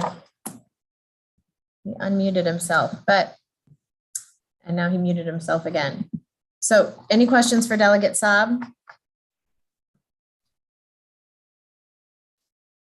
Okay, seeing none, that concludes the testimony on House Bill 1198. Thank you. Thank you. Next, House Bill 1237. Delegate Howard. And there are 2 folks to testify on that. Delegate Howard, hello. Hello. Whenever you're ready. Thank you, Chair Atterbury. For the record, I'm Delegate Seth Howard, and I'm extremely pleased to present HB 1237, the income tax credit for long-term care premiums. This bill alters the existing one-time long-term care insurance premiums income tax credit by allowing the credit to be claimed for every year a policy is in force. Under this legislation, starting in years 2023 and 2024, individuals could claim a maximum credit of $250 for each year the policy is in effect. The maximum credit that can be claimed is increased to $500 beginning in the tax year 2025. The changes in the credit are applicable only to policies issued after December 31st, 2022. While Medicare may provide limited coverage for skilled nursing and rehabilitation services that are provided in an approved facility, it does not cover custodial care services, intermediate care services, for a prolonged period of time. And some supplemental policies provide a limited benefit to help pay for at-home recovery on a short-term basis, but not all do. And also, while some Medicare supplemental policies provide a limited benefit while you are in a skilled nursing facility, the benefit will only be payable for the 20th through the 100th day of skilled nursing care in a nursing home. So, I had all this testimony written out. I'll jump around a little bit and read some of it, but we've talked about this before. In 2019, so I'm searching the internet and I'm looking around at demographics for Maryland, and as of 2019, under populationnu.com, we're at about 850,000 seniors 65 or older in Maryland. The across-the-board average for earnings in the state is 52,000. This includes those with less than a ninth grade education at approximately 27,000 per year, or about 4% of the population, and those with a graduate degree at 88,000 per year, yearly income at about 18% of the population. I looked at a cost calculator on New York Life today, and it said you can expect to pay $7,319.75 for a one-bedroom at an assisted living facility in Maryland, while the national average is $4,800.87. Long-term cost care insurance, it does widely vary, but the average 55-year-old man will pay $1,700 per year for a 3-year policy that covers $164,000. The average 55-year-old woman will pay $2,675 for the same coverage. The bill seeks not only to help offset some of the cost of long-term care premiums, but also help Marylanders engage with their planners, agents, family, and friends about the costs and benefits of long-term care. One of the biggest risks to your retirement or a family member's retirement can be long-term care and how to pay for it. It can suck up your assets, and the expense can be shocking. Look, most of us at 65, I read some statistics, most people, you have about a 70% chance of needing LTC, long-term care, once you hit about 65 years old. And although there's a lot of options and many strategies available, but also a lot of confusion on how and who can access these options, I truly believe the legislation I brought before us today will help offset the cost to the individual and the state by reducing the need for subsidies, as well as protecting the individual assets of Marylanders. I want to thank you all and ask for a favorable report. And I do have two panel members, I believe, Madam Chair. Robert Doyle, please, for 2 minutes. Thank you, Madam Chair. Thank you, members of the committee. I'm Bob Doyle. I'm the Vice Chair of the State Legislative Committee of NARF. Mr. Goldberg, in the prior bill, is also on one of my colleagues on that committee. We very much support HB 1237 by Delegate Howard. NARF has advocated for long-term care tax credits for several years, for many years, and we appreciate Delegate Howard's effort for the last several years as introduced this bill. You heard from Delegate Howard what this does. It's the one-time tax credit goes to a recurring credit, and it's for newer policies, so it's going to encourage younger people to buy long-term care, which is a good thing. You heard Delegate Howard had a great review of a lot of the numbers here. Our written statement also has a lot of these numbers in there. It's a huge expense. It affects a lot of us, and it's such a serious thing that long-term care insurance is very important. We want to thank you, this House and this Senate. Long-term care tax credits go along very well with some of the long-term care education and planning that this body has advocated for. There was a governor's commission on this. It produced a report, and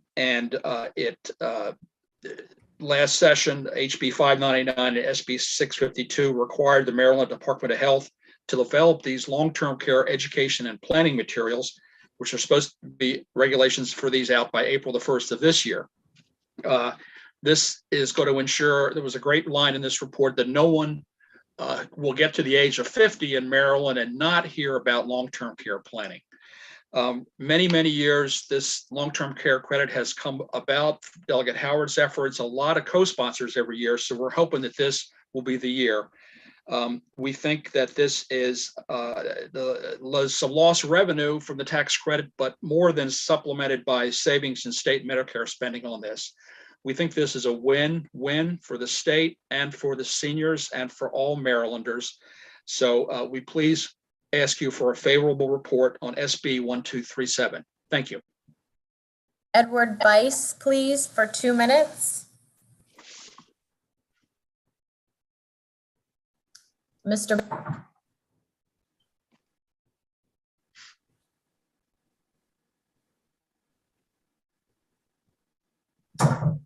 I think, Mr. Bice, if you look to the left, the bottom left of your screen and click on the mute button, the microphone, you should be able to unmute. And I'm turning this over to Delegate Patterson. Thank you, Delegate Patterson. Thank you, Madam Chair.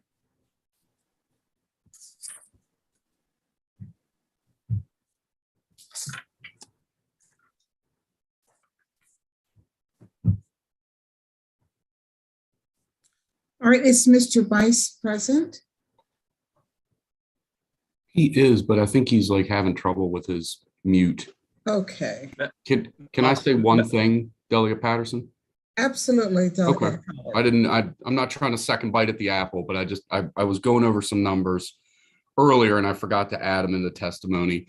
Look, at the end of the day, at 2022, we were projected to be at about 6.3 million Marylanders, right? We're at about 6,075,000. Depends on who you ask, depends on who you look up. We're right around 6.1, a little south of 6.1 million Marylanders.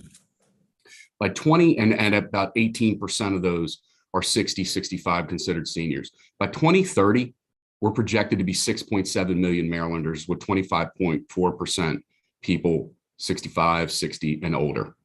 That's 1.7 million Marylanders. And really what I'm trying to explore and trying to do here, and I want all of your help, I want all the input, is get ahead of this. This is, we've passed a lot of legislation when you, through Economic Matters Committee, when you look at some of the things that Delegate Frick did for retirements and things like that with the silver tsunami bills and things like that, half dozen years ago. And that was all in an effort to get ahead of some of these issues. And that's really what we're trying to accomplish here. And I really hope we can all work together to try to get ahead of this. Because like I said, in 7 years, that's people that are 60 now, roughly 58 now, I'm 48. At 7 years, by the time they're 2030, and you're hitting that 60, 65-year-old age bracket where you have a significantly increased chance of needing these premiums, needing this type of coverage, we're going to have 1.7 million Marylanders in these brackets that are going to have a significant chance of needing this coverage. So I really just want to get ahead of the issue and I want to do it with you guys. So appreciate any feedback, especially a favorable report. And I thank you. Well, thank you. I'm unsure about Mr. Bice. Do we have his written testimony? Let's see. No, it's just oral. Okay. Okay. I think Delegate Patterson, yes. if Mr. Bice could try holding down his space bar, that also unmutes.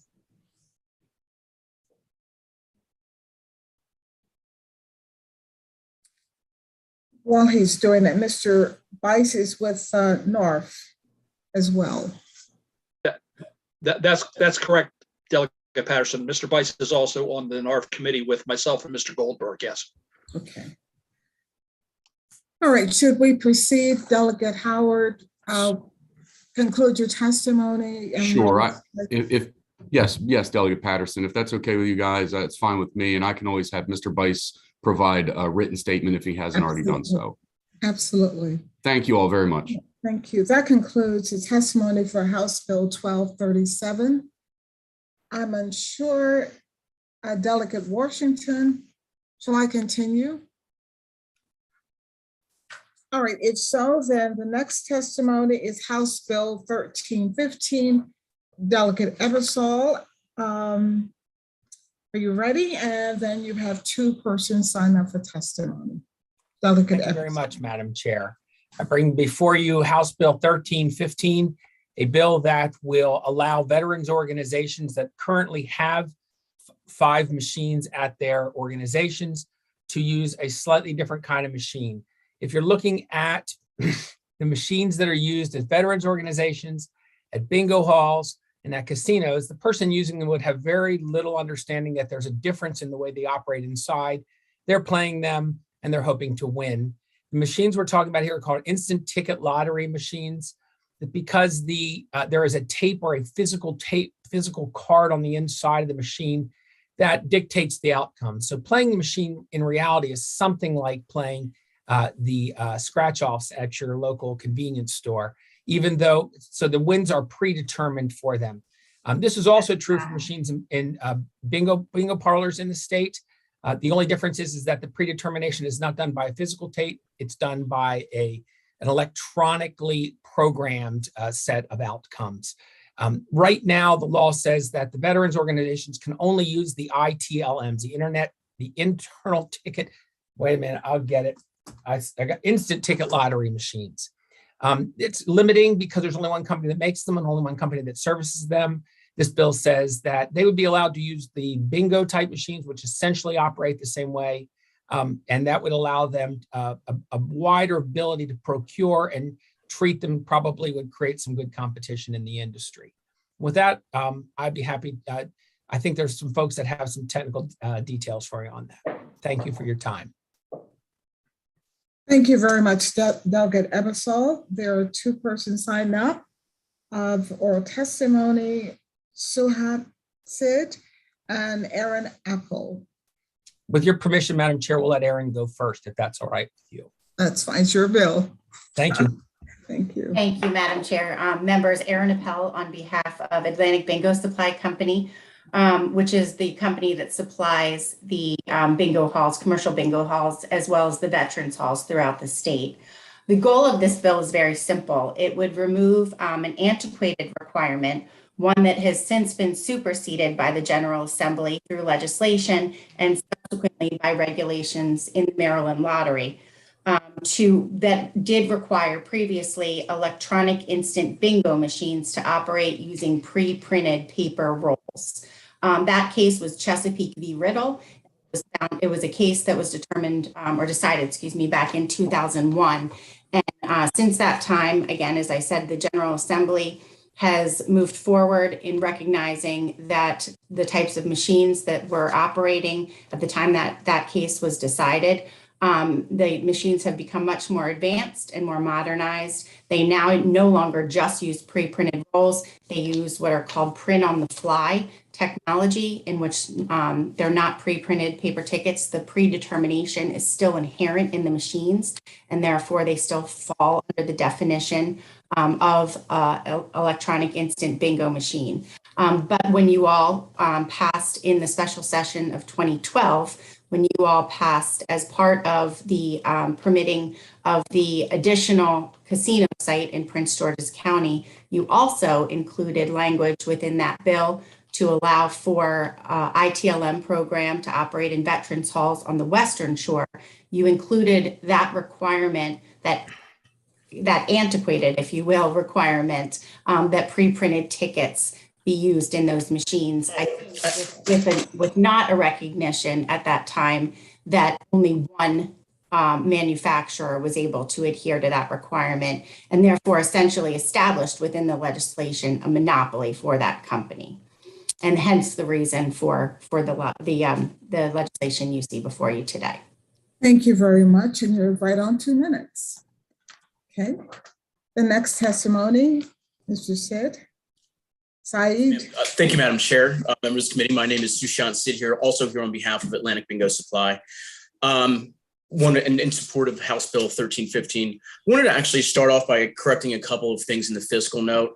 Number one, this bill does not end the current contract the lottery maintains to run the ITLM program. This bill only gives the lottery additional flexibility to pick vendors. So this would not impact at all the expiration of that contract in 2024. What it would do was allow the lottery to go out for bid with a lot more flexibility. This again, kind of reiterating a couple of Aaron's points, Ms. Pell's points. This bill simply corrects an error that was made in the enabling legislation that was drafted in 2012 as part of the casino, the 6 casino site and table games. The reference to Chesapeake v. Riddle, that court decision by the Court of Appeals mandated the use of pre-printed paper. Again, it's outdated technology. At the time, no one knew that only one manufacturer in the marketplace produced the type of machine that would actually be technically responsive to a lottery RFP. So when the lottery went out for bid, there were multiple responses provided to the RFP. Only one was technically responsive. So effectively, you've created a monopoly in the marketplace. Ending that monopoly actually would have the benefit of providing competition in the marketplace. So number one, players are going to get more opportunity, diversity in machines, and a better quality of product. But more importantly, the state will actually have a better financial deal, not only for the state, but also for the veterans halls. Vendors will need to compete on price, whereas right now, they're just only allowed to accept the one bid. So for those reasons, we urge a favorable report. And we're here for any questions, Madam Chair. Well, thank you very much. That's Madam Chair, if I can, I'm sorry, I think one more individual was signed up to testify, Larry Weinstein of Atlantic Bingo, I believe. He is in the waiting room. he signed up. I have him here as written. I don't have him. Sarah, is that different? He's only signed up for written testimony. We have that testimony. Okay. All right, questions, Delegate Buckle? Thank you, Madam Chair. So to understand this a little bit better, these instant ticket machines, just like we used to do with the slot machines with the big boys, the casinos, the state actually buys and owns them. Is that correct? So your individual operators, they only have one choice. They got to get them through the state, and the state only has one choice. They have to get them from this one vendor because it's somewhat of an obsolete technology. Is that a fair way to explain it? That is correct. Accurate. Okay. Yep. And under this bill, you're not mandating or requiring that lottery and gaming get rid of that particular machine if everybody agrees that that's the best deal or that's the best way to facilitate the economic activity. But you're saying that they can now look at more modern machines or more modern technologies that have the same ultimate gaming component as what the old, the roll tabs have. So we're not telling them you have to buy the new ones. We're telling them that you make an analysis. Now you're not locked in to just buy the quote unquote old ones. You can make a deal with even newer technologies if it's in everyone's best interests. It's a great moment for me, Delegate Buckle, because you're absolutely correct. And we're not. And I did want to clarify that because I'm a big believer. I do a lot of contract litigation. I never encourage people to break contracts. And I'll also be honest with you, if we pass a piece of legislation that would require a private company to break a contract, you may violate the contracts clause of the U.S. Constitution, and they may throw the whole piece of legislation out. And so we're very clear about that. This is not requiring them to break the contract. In fact, they will probably continue. If they have a contract, they would probably continue with the existing contract until its completion. Is that fair? Hate to use a baseball reference today because they're in trouble, but you're safe at the plate on that one. Well done, Delegate Buckle. Great. Thank you. Those were the only clarifying questions I had. It sounds like a great idea to me. Thank you. Thank you very much, Delegate Buckle, for the clarifications. Delegate Barnes. Thank you, Madam Chair and Delegate Eversole. I don't play baseball. I play basketball, so I use a different analogy. But clean 3-pointer, okay? Yeah, I shoot from the outside. Delegate Buckle knows that, and Holmberg over there. So, but I guess my question is, if we're repealing the printed tickets, how many terminals are there that we would then have to replace? Again, we wouldn't have to replace them. The lottery could decide, along with the veterans groups, to replace them if they wanted to use the more modern versions. But there are, I don't know the exact number. There's 5 per veterans location, but I always ask this question because we have another bill that we often hear about expanding this to other places. The number of veterans organizations. Maybe Sushant or Aaron, you know the answer to that question. It's 5 machines per hall that are permitted on the Western Shore. I'm trying to check and see how many. Hopefully I should be able to have that answer for you in just a minute. Sushant, do you know off the top of your head? I do not know off the top of my head. I for some reason, I have a number ballpark of about 700, but what we'll do is we'll work with the lottery, get you a specific answer to that question. Absolutely, we can get back to you. Let's say it's 700. I'm gonna go with that number. So who would be responsible for making that investment to upgrade those machines? The state? So as part of the financing, Delegate, so the machines, the company that would win the RFP, they actually get paid as well. So when the machine is installed, they basically operate on a come basis. So as the machine is played, there's a revenue share between the manufacturer of the machine, the state, and the Veterans Hall. No, I understand that part. I'm talking about the investment to get those terminals into the halls itself. So as I understand it, the expense is borne by the manufacturer to put that machine, to manufacture a machine, put it in place to then have it be played and generate money. So it's no cost to the state or the hall itself. That is my understanding, but again, I will let me double check with the lottery, but that is my understanding that the manufacturer puts the machines in place and then becomes part of the revenue share. Yeah, if we can get some clarity on that, that will be helpful. Certainly. Good question. All right, thanks, Delegate Barnes. Delegate Hornberger. Thank you, Madam Chair. And continuing with that, I think Delegate Barnes is looking for protect the key reference that was made. There's two, correct me if I'm wrong, there's two sorts of cohorts with these machines, right? And the below 200, above 200. Are we? That's actually You're on a different bill. You're on the next bill. Okay. Next You're on bill. the next one. Okay, I'm getting ahead of myself. I'm shooting too early here. So You know, we all do sometimes. When we should have passed, we shoot. Right, exactly. yeah, can't do the alley-oop. Okay. All right. Thank you, Mr. Chair. All right, if there are no other questions, that concludes House Bill 1315. We're going to ask, we need to go back. Delegate Young, we'll come back to you, Delegate. Oh, wait a minute. You have some of the same? Okay, you have some of the same presenters. So let's stay with Delegate Ebersol, and then we'll have Delegate Young. Delegate Ebersol, House Bill 1316. Thank you, Madam Chair. House Bill 1316 actually talks about the what I call the mid-level machines. We had the machines we talked about that were low antiquated. We had the bingo machines. Casinos have more sophisticated machines, but let's talk about the bingo machines. There are, I think, 7 bingo parlors. I don't know the exact number. There are 2 of them that exist that have over 200 machines.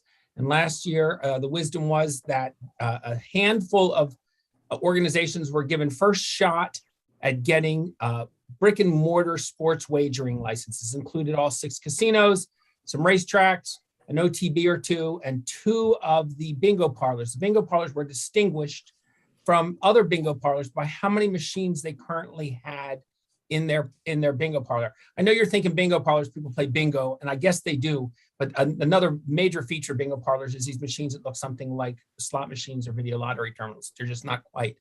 So the 2 that had more than 200 machines were given the opportunity to have one of the early bites at a sports wagering license. The others felt that that was unfortunate for them because they would have liked to have had the same opportunity. They will eventually, but for now, what they would like to do is the 200 was the cutoff. And so they would like to be able to increase, because we regulate the number of machines they have, they would like to increase the number of machines, the opportunity to, they don't have to increase the number of machines, the bingo machines that they have up to 199, bringing them on the threshold of the 200, which would allow them some more revenue and perhaps help to keep them competitive with the other bingo parlors. And with that, my testimony is complete. I'm sure we have a couple folks who will tell you about that. Well, thank you very much. You have, there are 3 people signed up. We will begin with Sahid Seed, followed by Aaron Apple, and then John Cameron, in that order. Madam Chair, if we could have Ms. Appel lead us off. Like as before, if you'd allow Aaron Appel to go first, please. Madam Chair. Absolutely. Thank you for your permission on that. Appreciate that. Thank you, Madam Chair. I appreciate that. Aaron Appel again for the record on behalf of the Delta Bingo and Delta Wasins Bingo. And this bill actually stems back to an effort in 2008 by leadership under the former Senate President and Speaker of the House to put an end to what was sort of loosely called the proliferation of bingo machines, what were perceived as slot machines throughout various regions of the state. And in that effort, however, there was an understanding that the good players, those regulated and licensed by their individual counties, should be protected, should be grandfathered in, because they had always, been those to play by the rules. And when that grandfathering language was passed, there was an arbitrary date put in place, February 28th of 2008. That was the date at which the General Assembly decided that at at that date, the number of machines that an individual hall had, that was the number of machines that they would be permitted to operate from there on out. And there's 6 halls that were grandfathered in as the quote unquote good players that had been regulated and licensed by their counties, 3 in Anne Arundel County and 3 in Calvert County. Of those, 2 of the halls had over 200 machines. So as Delegate Ebersol referenced, when you all passed the sports wagering bill last session and permitted those bingo halls with over 200 machines to be granted automatically a Class B sports wagering license, not only did that now allow those halls to be operating with more machines, electronic instant bingo machines, but it also granted them automatically a Class B sports wagering license. And so it really sort of upended the equity amongst the halls, among the 6 halls throughout the state. And what this bill would seek to do is to just reestablish that equity to some degree. It's not asking for any the granting of a sports B class wagering license for any of them. It is just simply asking that those halls who have under 200 machines be allowed to operate up to 190 or up to 200 machines, 199 machines, to just reestablish some equity amongst them and to just sort of re-even the playing field. And that is essentially the purpose of the bill. Thank you. Thank you very much. Our next person. Thank you for your testimony. And is there within the group, Mr. John, okay. You next? Okay. Yes, hello and good afternoon, and thank you, Madam Chair and members. My name is John Cameron. I am the owner and president of Delta Bingo Maryland. We have locations at Delta Bingo in Laurel and Delta Bingo Wasins Corners. We currently have 120 employees, and we have been in operation since 2001. We operate instant bingo machines and, of course, play bingo. These machines these locations have been in business for over 60 years.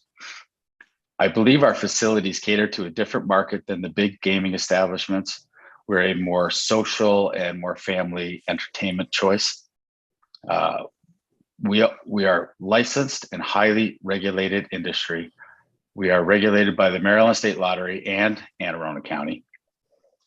On February 28, 2008, we were limited to the number of machines we had on that date.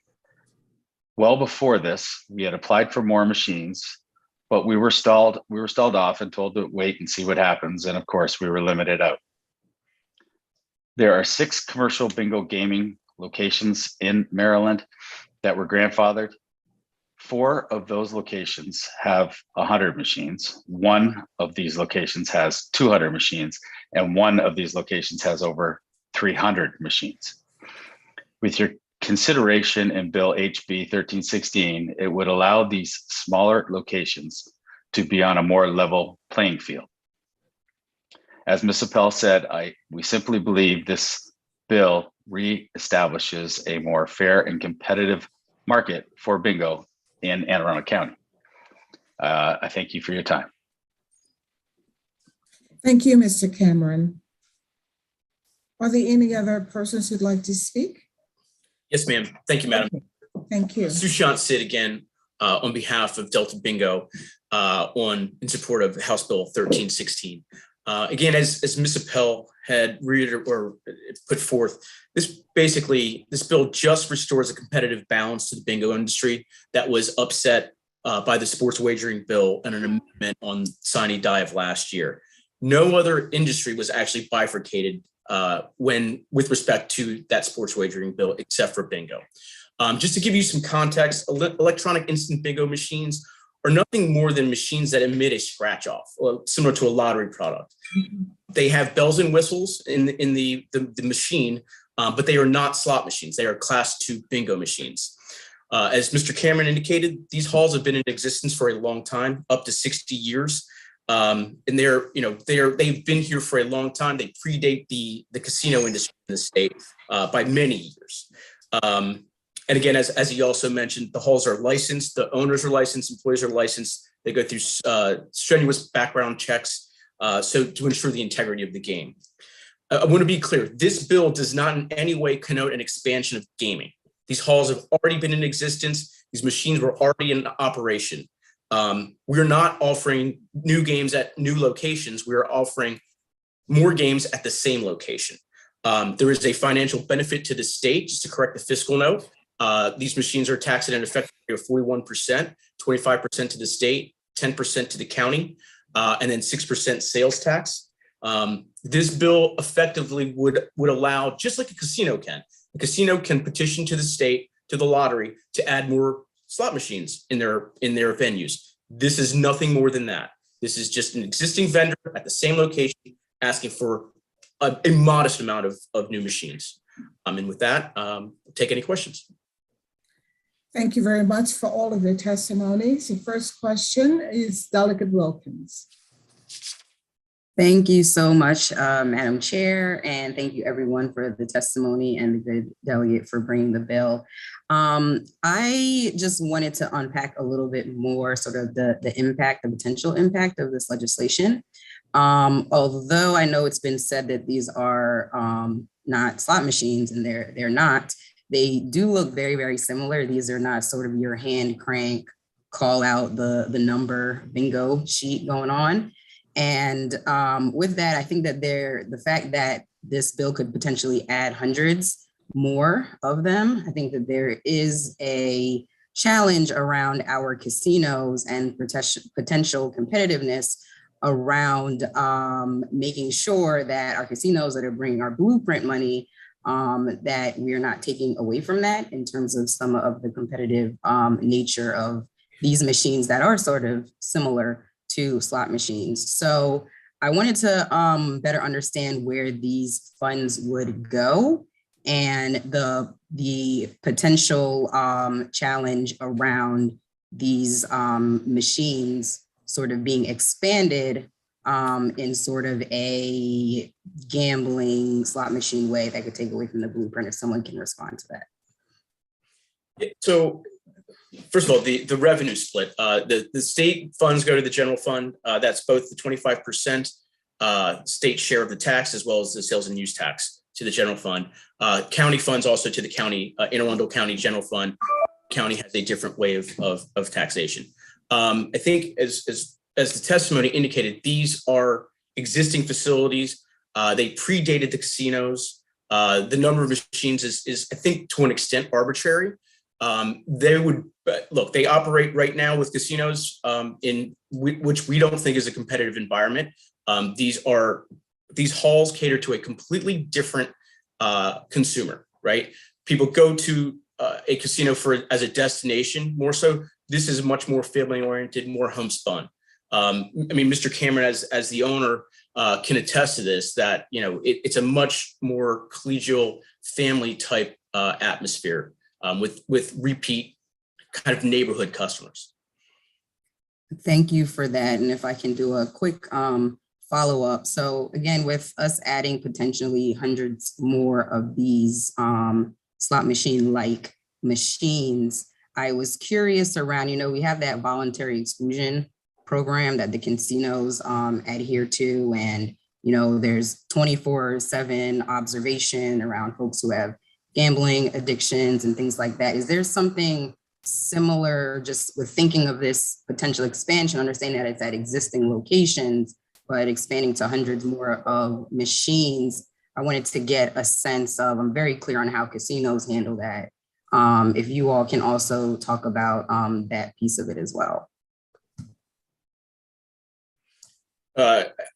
So I believe, John, and please correct me if I'm wrong, but there are, signage within the halls that, indicate if you have a problem with gaming, that there are resources available at the state level. So I think very much in line with how the rest of the industries handle the addiction issues. Does that satisfy your question, Delegate Wilkins? Yes, it does. Thank you so much for the testimony and the responses. Thank you very much. At this moment, I'm going to turn the chair of the discussion back to the vice chair, Delegate Washington. Thank you, Delegate Patterson, Madam Chair. Delegate Hornberger, the next question. Thank you, Mr. Vice Chair. Just a quick question on because you did mention that there's two levels here. You've got the bigger players that have, over 200 machines, and then you have the players below. One of the things that we looked at when we did the sports gaming legislation was, you can't have a new sports gaming license right next door to a casino, because the casino has a sports gaming license as well. So could you just talk a little bit about the proximity of these locations and whether or not they're going to impact each other, and then maybe also their proximity to regular casinos as well?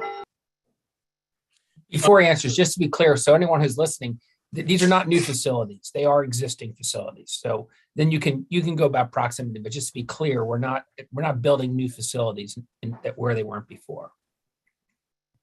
That's right. And all of the facilities predate other gaming facilities when we talk about casinos. So Mr. Cameron, from an Anne Arundel County perspective, actually, let me start with Calvert County.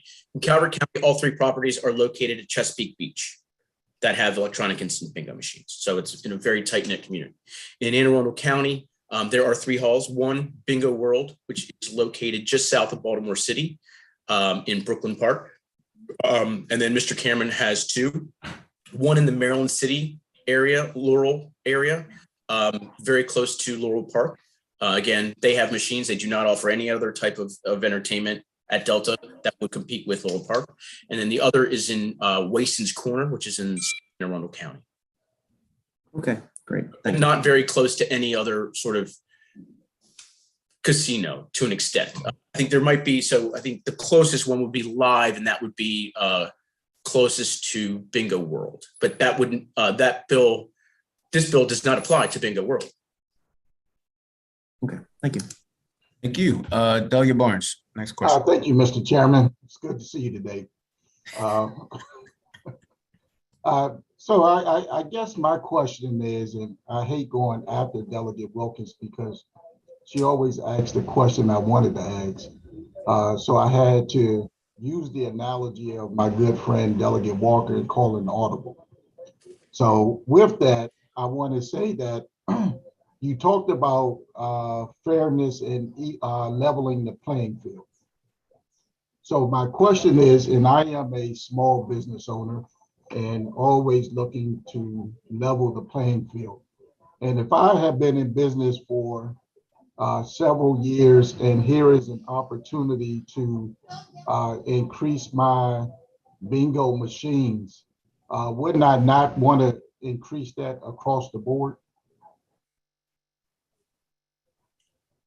I'm not sure I'm following. All right, so meaning that is there an increase for every bingo hall in the state of Maryland?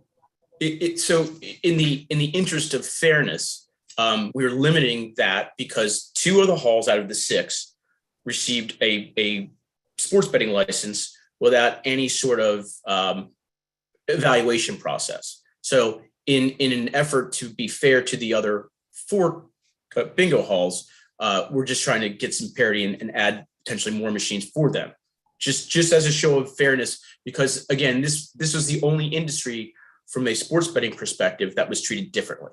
Yeah, but fairness in that case, in my opinion, is in the eye of the beholder. Being that they received a sports betting license doesn't have anything to do with the fact that I still have bingo machines. So if I have bingo machines, to my point as a small business owner, if there is an increase, I am asking, should there not be an increase across the board?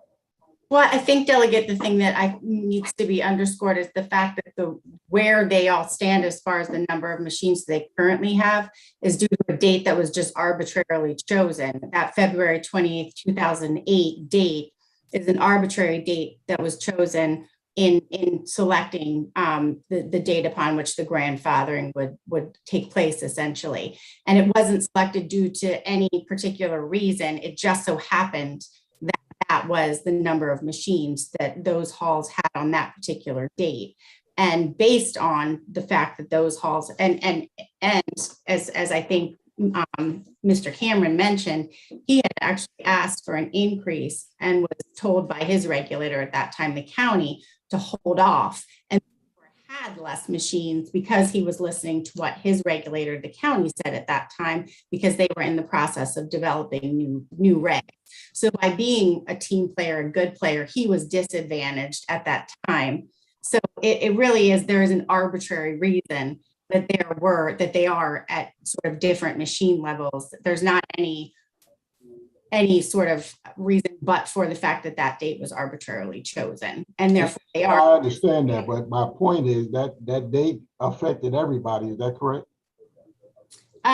Well, certainly it affected some by giving them a major advantage and allowed them, two of them sports wagering facilities based on the fact that they hadn't happened to have more machines on that February 28th, 2008 date. Right. So listen, I just believe that in fairness and true competition, right, there's always one that may have more. But I think in this case, as it relates to this bill, I am just looking at, from what I heard, was the fairness. And I'm just looking at the bingo halls that we have. And if there is a number that is increased, I am looking at what is that number across the board. I think, though, if you're talking about small businesses, I don't know that I would quantify someone who has more than 200 bingo machines and a Class B wagering license as a small business. I'm glad I'm on this committee. Thank you.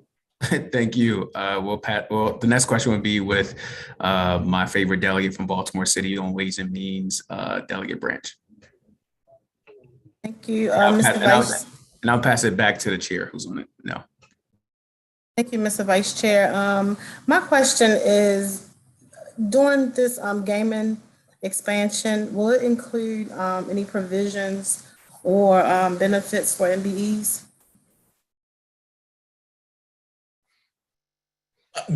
So at this point in time, because it's not a state-run program, there isn't, though we have in the marketplace, I think from a service perspective, there is an MBE that does service the ITLM program.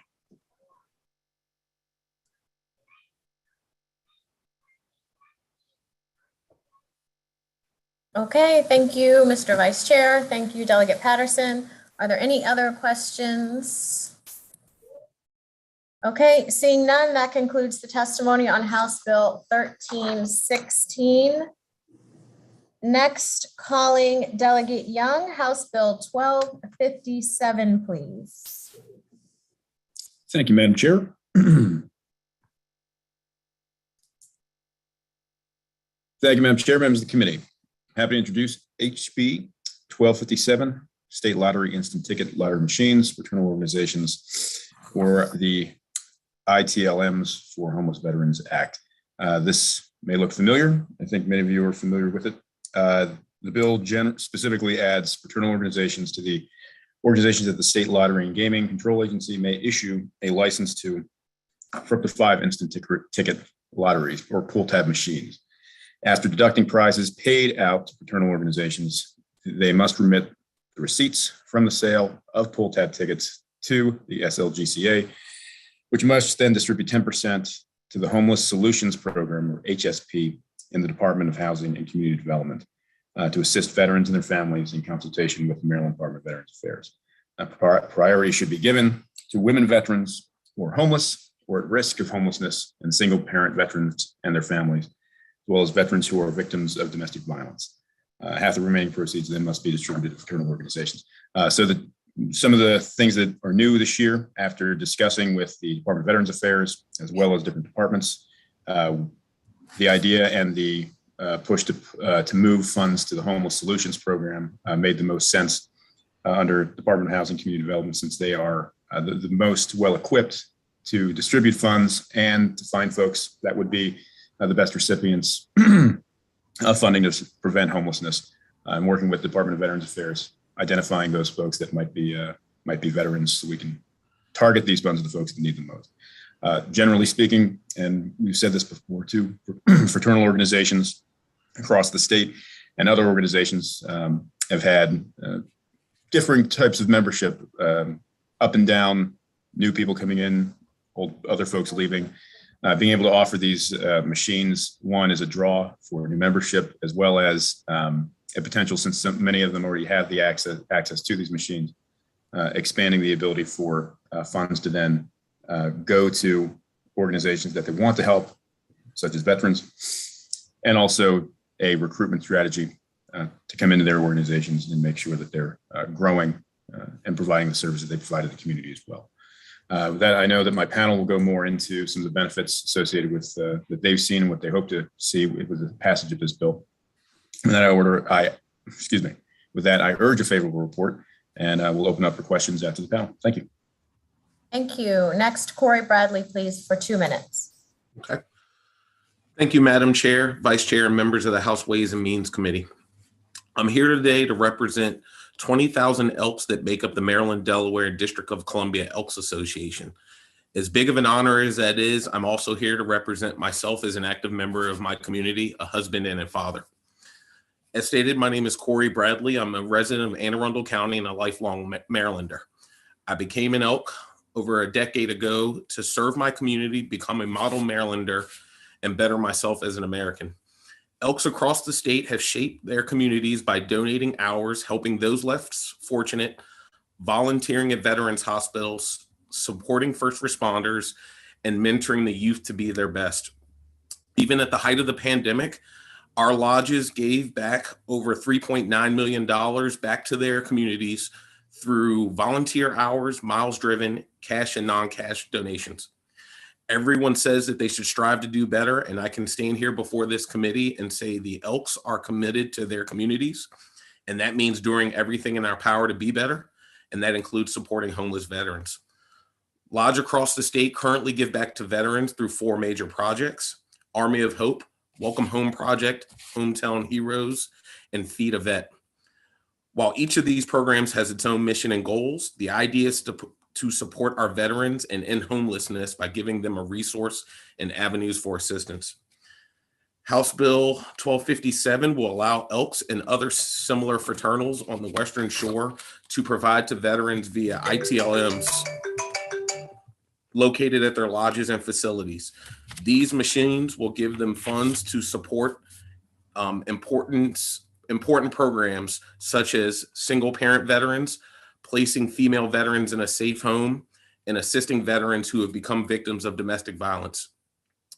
House Bill 1257 will allow lodges on the Maryland shore to continue the work they're already doing. It will increase in the charity that is currently being spread throughout the communities in Maryland.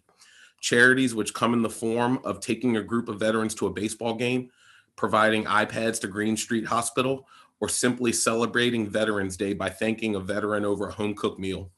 Supporting. Bradley? Yes, ma'am. I'm going to have to ask you to wrap up your testimony, please. Okay, almost done. Supporting HB 1257 means ending veteran homelessness in Maryland. I and the 20,000 Elks I represent would appreciate your support in a favorable vote. Thank you. Questions for Delegate Young or Mr. Bradley? Okay, seeing none, that concludes the testimony on House Bill 1257. Delegate Young, House Bill 1264, and there are 3 individuals signed up after you who will testify for 2 minutes each. So whenever you're ready. Thank you, Madam Chair.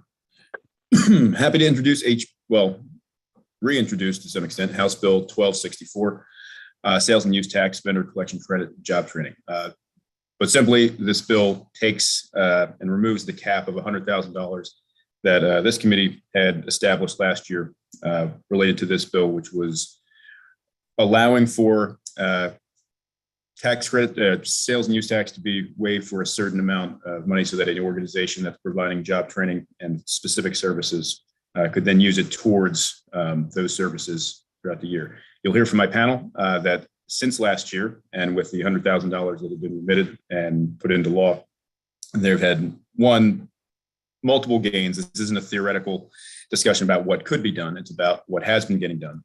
And then why we believe that removing the cap and allowing for more of the sales and use tax to be remitted would be one, beneficial for the state, as well as for the folks that these organizations can help. So just for also clarifying purposes, the Qualified Job Training Organization is defined as an organization that is one located in the state of Maryland, has a tax exempt, is under tax exempt status, conducts retail sales of donated items, and provides job training and employment services to individuals with workplace disadvantages or disabilities. Also, in addition, the organizations must use the majority of the revenues for job training and job placement programs that exist for individuals that are also needing help with growth in employment hours, as well as for individuals with low income, workplace disadvantages, disabilities, and barriers to employment, and or veterans. And with that, I will pass it to my panel, but urge a favorable report, and thank you for your time. Lisa Rusniak, for 2 minutes, please. Thank you. Good afternoon, Honorable Chair Atterbury, Vice Chair Washington, and members of the committee. My name is Lisa Rusniak, and I'm President and CEO of Goodwill Industries of the Chesapeake. I'm very honored to speak to you in support of House Bill 1264 today. I have worked for Goodwill for over 25 years in every role imaginable. I've been President and CEO since 2012, and I don't consider this to be just my job, but my passion. And I often say that my goal is to eliminate poverty in our community. And although it might seem like an impossible task, I truly believe in the work of this organization and other workforce development agencies is essential by giving those who have faced hardships an opportunity to succeed through skills attainment and jobs. This tax credit is important as Goodwill provides workforce development services to the population this credit targets. As we enter our 104th year of service in Central Maryland and the Eastern Shore, we hope to continue to increase the impact of the workforce development services we provide.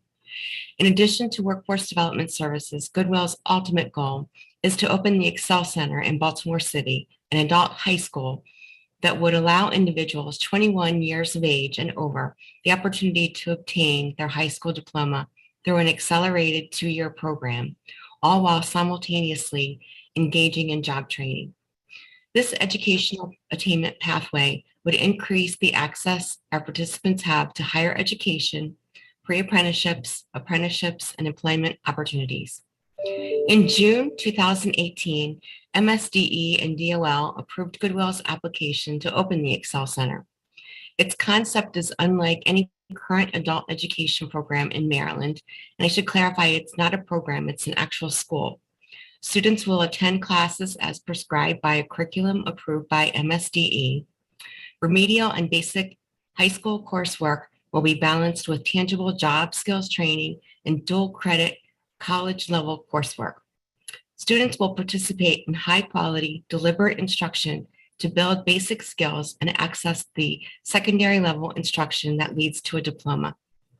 The Excel Center model began in 2010 with a single school in Indiana. I am going to have to ask you to wrap up your testimony. I apologize. That's okay. The Excel Center model now has 31 schools across 5 states plus Washington, D.C., which is included in the panel today. So we urge the favorable report of HB 1264. Thank you. Next, Joe Durham, please, for 2 minutes. Thank you, Honorable Chair. Hello to the members of the committee. My name is Joe Durham. I'm Regional Executive at Fulton Bank and Chair of the Board of Directors for Goodwill Industries of the Chesapeake. I'm honored to speak before you today in support of House Bill 1264. Goodwill Industries of the Chesapeake is a strong supporter of this legislation.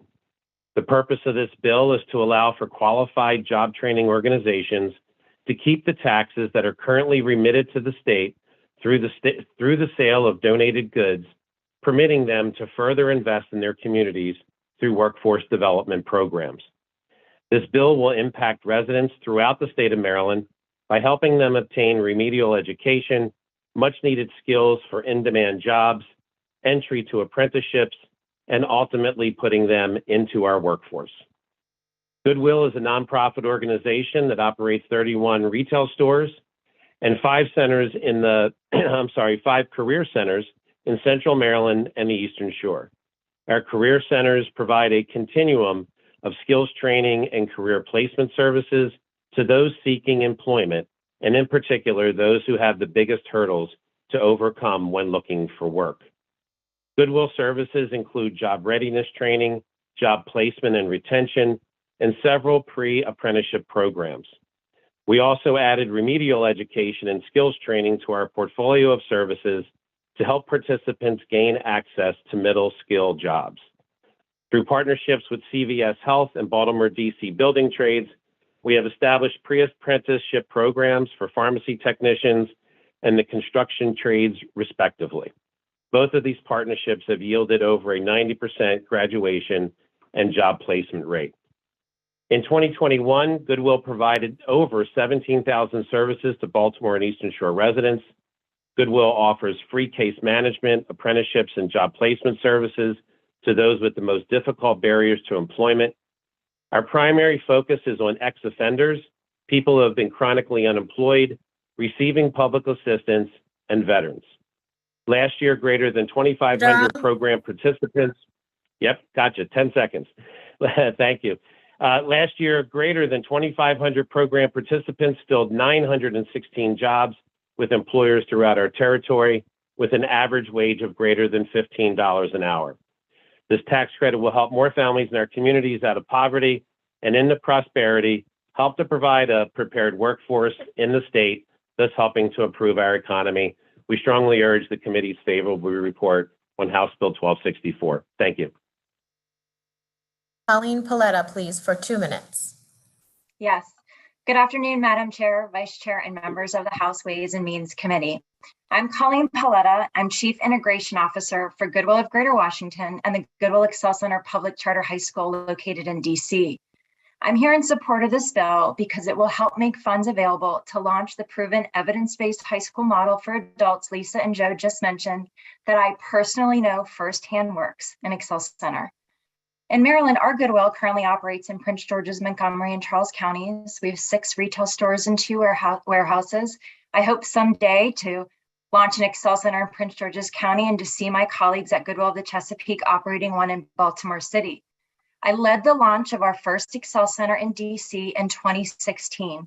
5.5 years later, we've graduated 419 students who now have high school diplomas, market valuable credentials, and 70% are employed or are pursuing further college or education.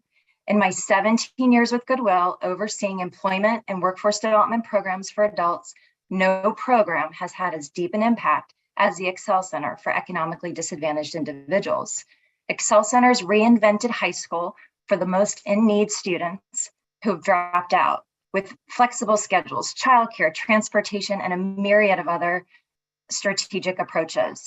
We're expecting 70 more graduates in July in DC. We're finishing construction on our second school in DC in just a few months because we have proven it works.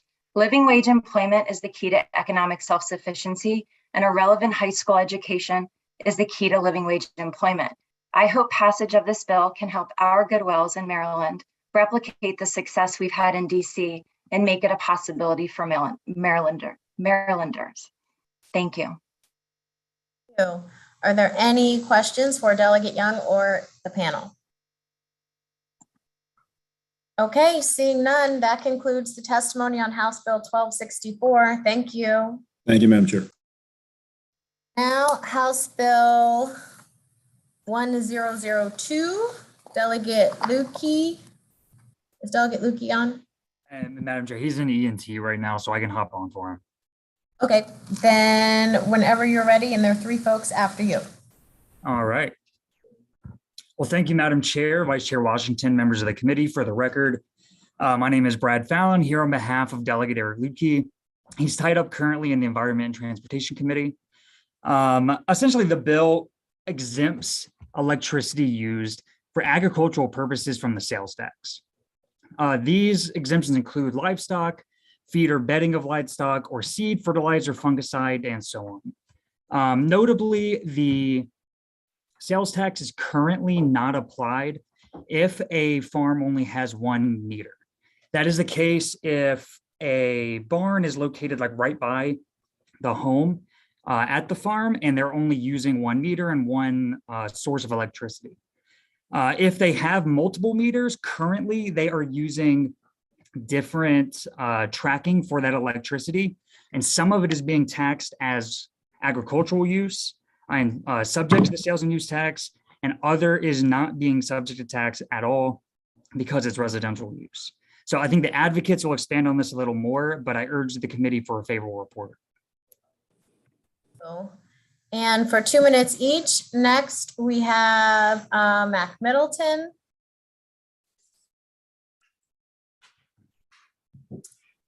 And here we go. Can you see me? No, we can't. Oh, goodness, let me see. We want to see you. We haven't seen you in a while. There I am.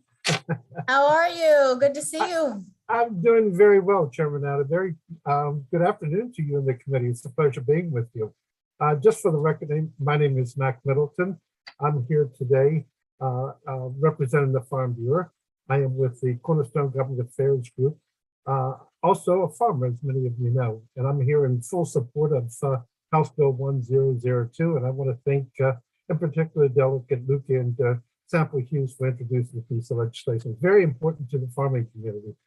This was brought to our attention actually by a poultry grower, I believe on the Eastern Shore, where the Department of Assessment and Taxation said that because the meter wasn't connected to the house, they had to pay the sales and use tax. I'll use my own example. When I was in the grain business, I had grain silos that were here at by my house, and the electricity was provided from the same meter that's on my house. And because of that, because residential does not pay sales and use tax for the electricity use, I was not taxed. However, I have a separate meter on the other part of the farm where I have my cattle operation, and there's a sales tax that I pay there. So this would just eliminate all the sales tax for any type of agriculture, as Brad Fallon has already expressed. I will tell you, it's very, very important. All of us are suffering from the inflation. I will just give you a personal example this morning. Many of you know I'm in the hay and cattle business in addition to the lobbying business. This morning I went down to get my first load of fertilizer to top dress my hay, and the price went from $336 a ton last year to $950 a ton this year. So every little bit helps. So I would hope that the committee would give House Bill 1002 a favorable consideration, and would be happy to answer any questions if any arise, Madam Chair. Holly Porter, please, for 2 minutes. Good afternoon, Madam Chair, members of the committee. My name is Holly Porter. I am the Executive Director of the Delmarva Chicken Association, which is the 1,600 member trade association representing our meat chicken growers on Maryland's Eastern Shore, Virginia, and Delaware. And we are here in support of House Bill 1002 and ask for a favorable position. As was said earlier, there are a number of benefits that farmers have when it comes to sales and use exemption for other inputs, including livestock, bedding, seeding, fertilizer, fuel, and equipment. But one of the greatest input costs for our chicken growers is electricity, especially during those summer months. The average annual electric bill of just one chicken house can be nearly $7,500. The average number of houses per farm in the state of Maryland is 4 houses. So that means there could be an average savings of nearly $1,800 to one chicken grower, which, as you just heard from Senator Middleton, is extremely important right now, especially with inflation costs the way they are. And all of any sales exemption would be really important, especially for those who are raising the food that we eat. Again, this exemption is no different than what is already being used for residential customers, as well as those who qualify for exemption from utilities or fuel use due to being in production activities of manufacturing. This is really just leveling the playing field for our farmers that may have those commercial accounts as well too. So again, we do urge a favorable vote on House Bill 1002. Thank you. Paula Linthicum for 2 minutes, please. Good afternoon. Thank you, Madam Chair, Mr. Vice Chair, and members of the committee. I am Paula Linthicum, a farmer in District 14. Our family farms in Laytonsville, where we grow corn, wheat, and soybeans. Thank you to Delegate Lukey for being a sponsor of this bill. The Linthicum family supports HB 1002. We appreciate the cost savings it would yield. The grain bins where we store our grain and our farm shop have a separate electric meter than our house. This meter is billed at the non-residential rate. September to January is a peak usage period when our monthly electric bill averages $2,000. Mid-October to mid-November during fall harvest, the bill often exceeds $2,800 per month. Sadly, our peak usage falls during that higher winter usage rates that begin in October and last through mid-May. Sales and use tax deducted from September to January on our electric bills is about $150. While that may not seem like much, it would definitely help offset the remaining electric delivery charges that cost us $500 to $1,300 a month on our bill. The Linthicum family urges a favorable report for HB 1002. Thank you. Thank you. Are there any questions? Okay, seeing none, thank you. That concludes the testimony on House Bill 1002. Now calling House Bill 992, Delegate Wilkins, and there are 4 folks after you that will testify for 2 minutes. Delegate Wilkins. Thank you so much, Madam Chair, and hello to everyone on the committee. For the record, I am Delegate Janelle Wilkins. I'm pleased to present HB 992. This bill makes permanent the temporary expansions of the state earned income tax credit that we enacted last year under the Maryland Relief Act. It also expands the credit that can be claimed by individuals without qualifying children by increasing the income thresholds and repealing the limit on the maximum credit that can be claimed. As you know, last year our committee helped lead critical COVID-19 relief for families, and one of the actions that we took was to enhance the EITC, the state EITC, by increasing its value from 28% to 45% of the federal credit. Also, under what we did last year, an individual without a qualifying child can claim the refundable credit up to 100% of the federal credit up to $530. The bill extends these provisions starting in tax year 2023, and it repeals the $530 limit that can be claimed by an individual without a child, while also increasing the income threshold so that more families can benefit. As we know from our work on the EITC, it is one of the most proven poverty reducing measures that we have, and we have this at our disposal. It's impactful on economic, behavioral, and health outcomes for low to moderate income workers, while also having a strong return on investment. For every dollar that the state spends on the EITC, $1.24 comes back to our local economy because recipients spend it on housing, groceries, transportation, debt, and other necessities. I urge a favorable report on HB 992. Thank you. Robin McKinney, please, for 2 minutes. Madam Chair, members of the committee, my name is Robin McKinney. I'm the co-founder and CEO of the Cash Campaign of Maryland. Cash Campaign promotes economic advancement for low to moderate income individuals and families across the state. Here in strong support of House Bill 992. And thank you so much for the leadership, one of our sponsor, Delegate Wilkins, and also to this committee for all of the hard work that you did last year. We work with the Maryland Center on Economic Policy and Casa de Maryland on a newly formed coalition called Tax Credits for Maryland Families, has more than 20 organizations that are working together to support this bill. As Delegate Wilkins says, this bill does does 4 different things. It maintains what passed last year, which is to match 45% of the federal EITC for low-income working families, match 100% of the federal EITC for low-income workers that don't claim dependents. Their dollar amount is less, that's why it's 100%, maintains eligibility for ITIN filers and expands income eligibility. I want to talk a little bit about those single filers and the impact. About 94,000 of the folks in Maryland who got this credit last year received an average benefit of $814, which really helped these families who were getting, again, an average before, these individuals of $74. So to put that kind of money in people's pocket during a pandemic is really important. And also the racial and ethnic disparities that we see with a lot of workers across the state, we know that this bill specifically helps them. So 44% of the folks who benefited were white, 28% were Black, 17% were Hispanic or Latino, and 7% were Asian. So we know that this is helping to close those racial wealth gaps. For those reasons, we appreciate your ongoing support for the Earned Income Tax Credit to put dollars back into hardworking Maryland families who are going to use this money in their local community. Thank you so much. Thank you. And I do not have a name. Is there a representative from the Capital Area Food Bank on?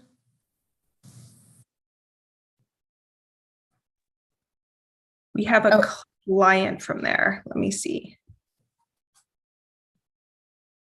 Okay, well, I will call Pablo Blank, please, for 2 minutes, who I don't believe is in here either.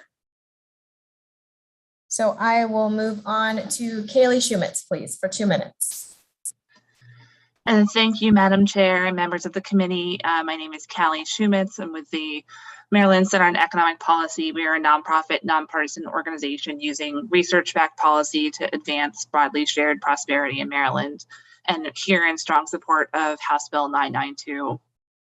The General Assembly's actions last year to expand the reach and impact of the state EITC helped about 400,000 Marylanders who were facing financial hardship, whether that was because of the pandemic or other life challenges. And that includes about 45,000 taxpayers and their families who were able to receive the credit for the first time. So we definitely appreciate the work of the General Assembly to make that happen. Making these improvements permanent, as outlined in House Bill 992, will ensure that this vital economic lifeline doesn't disappear. For many people who are out of work for extended periods of time because of the pandemic, it might take longer to get back on their feet. And we know that many Marylanders faced economic hardship before the pandemic and will continue to face it afterwards. The EITC is a proven tool to help reduce poverty.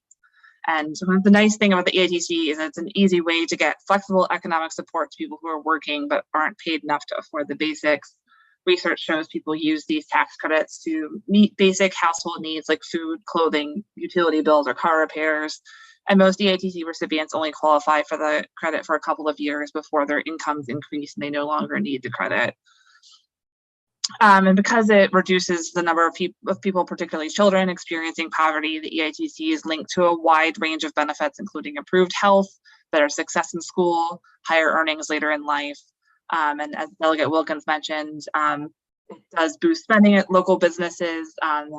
Every dollar invested in EITC generates about $1.24 in economic activity, according to one estimate. So we thank you again for your continued leadership and support of this important anti-poverty program, and we would ask for a favorable report on House Bill 992. Thank you. Thank you. Are there any questions? I see, yes, somebody from the food bank, Roberto. Go ahead for 2 minutes, please. Yes, good afternoon, Chair Atterbury and members of the committee. My name is Roberto Melara. I'm the Maryland Regional Director at the Capital Area Food Bank. The food bank serves over 200,000 food insecure residents in the 2 largest counties in Maryland, Prince George's and Montgomery. Last year, we distributed over 30 million meals to Maryland clients. Unfortunately, we know that many of the clients we serve are living in or near poverty. We also know that many of our clients are hardworking, low-income residents who simply aren't making enough to support themselves and their families, so they turn to the food bank for additional support. These clients are often eligible to receive the Earned Income Tax Credit, one of the most effective anti-poverty tools in the U.S. history. This credit has proven and positive impacts on educational success, housing stability, health access, workforce development, and food security, with a significant benefit to women and communities of color. The state of Maryland is one of 28 states that offer an additional state credit on top of the federal credit to help low-income workers escape poverty and stay engaged in the workforce. However, the state tax credit is about to become inaccessible to I-10 filers who can obtain a Social Security number, which will have a detrimental impact to immigrants, community, mixed status household, and undocumented individuals. The food bank serves exceptionally high numbers of immigrant households for reasons just like this. The barrier of access to government programs that our clients need and deserve, House Bill 992 will ensure these artificial barriers aren't created and that I-10 filers maintain their eligibility to receive the Earned Income Tax Credit. Strengthening and expanding the Earned Income Tax Credit can help all low-income Marylanders access the food and necessities they need today for brighter futures tomorrow. Therefore, we encourage a favorable report on House Bill 992. Thank you. Thank you. Madam Chair. Yes. This is Pablo Blanc. You called me before, but I had a problem to connect. Thank you. Not a problem. Go ahead for 2 minutes, please. Thank you so much, Madam Chair, Atterbury, Vice Chair Washington, and members of the committee. My name is Pablo Blanc. I am the Director of Immigrant Integration with CASA, the largest immigrant rights organization in Maryland. We represent over 120,000 Black and Brown immigrant and working class families. CASA is in strong support of House Bill 992.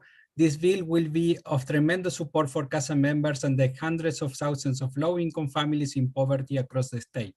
This bill is also a major step forward for immigrant families. The most significant portion of the bill that I would like to address today is the permanent expansion of the EITC for taxpayers with ITIL numbers. Before your legislation passed last year, these hardworking Marylanders receive almost no benefits, although they fulfill their tax duties. Briefly, I would like to lift up the stories of two CASA members that recently came to our office. Rafael, a taxpayer from Rockville, was able to receive the EITC for the first time last year. He worked on the front lines during the pandemic, juggling multiple jobs until he recently got COVID. The $200 he got back from the EITC helped him stay on his feet. Think also about Dionara, a resident of Silver Spring, who filed taxes with an ITIN and lived with her 2 children. Despite both of her children being born in Maryland and filing with Social Security numbers, last year was the first year she was eligible for the EITC. We asked the committee to approve this bill, make it permanent the Maryland EITC eligibility. It is fair, it is inclusive, it is a good public policy that doesn't only positively impact ITIN holders, but the broader Maryland society thanks to the economic multiplier. Members of the committee, as you work on finalizing this bill, please remember the thousands of Marylanders like Rafael, Dionara, and many others. To conclude, poverty and lack of ability to pay for the basic needs of your family do not discriminate. They affect all Marylanders regardless if they pay taxes with an ITIN or a Social Security number. All Marylanders within the EITC income bracket should receive this help. Please pass this bill. Thank you so much for your time and consideration. Thank you. Are there any questions for the bill sponsor or the panel? Okay, seeing none, thank you. That concludes the testimony on House Bill 992. Delegate Johnson, House Bill 1179, and there are 5 folks after you that will testify for 2 minutes. Whenever you're ready, Delegate Johnson. Thank you, and good afternoon, Madam Chair and Ways and Means Committee members. I'm glad to be your last bill of the day, and I know you've had a long day, so I'm bringing you a very simple one. For the record, I'm Delegate Steve Johnson, here to present House Bill 1179, State Lottery, Sales of Lottery Tickets and Tickets from Instant Lottery Machines Commissions. The purpose of this bill is to increase the commissions from 5.5% to 6%. that certain licensed agents receive specified lottery ticket sales. Maryland profits from the sale of lottery in 2021 was $667.4 million and is the state's fourth largest source of revenue after income tax, sales tax, and corporate tax. Maryland Lottery and Casinos contributed a record of breaking $1.391 billion to the state in 2021 in funding for vital state programs and services. The dollar has had an average inflation rate of 2.17% per year between 2005, when the Lottery Commission was increased to 5.5%, and today, producing a cumulative price increase of 43.96%. Since the minimum wage has increased, utilities have increased, cost of buying or leasing a building has increased. In the 2012 special session, the commission rate was increased to 6%, effective with the opening of Baltimore Casino, which occurred in 2014. The economy took a downturn, and the rate adopted in 2012 never took effect. The commission has remained at 5.5% since. We have to look after the folks that make money for the state.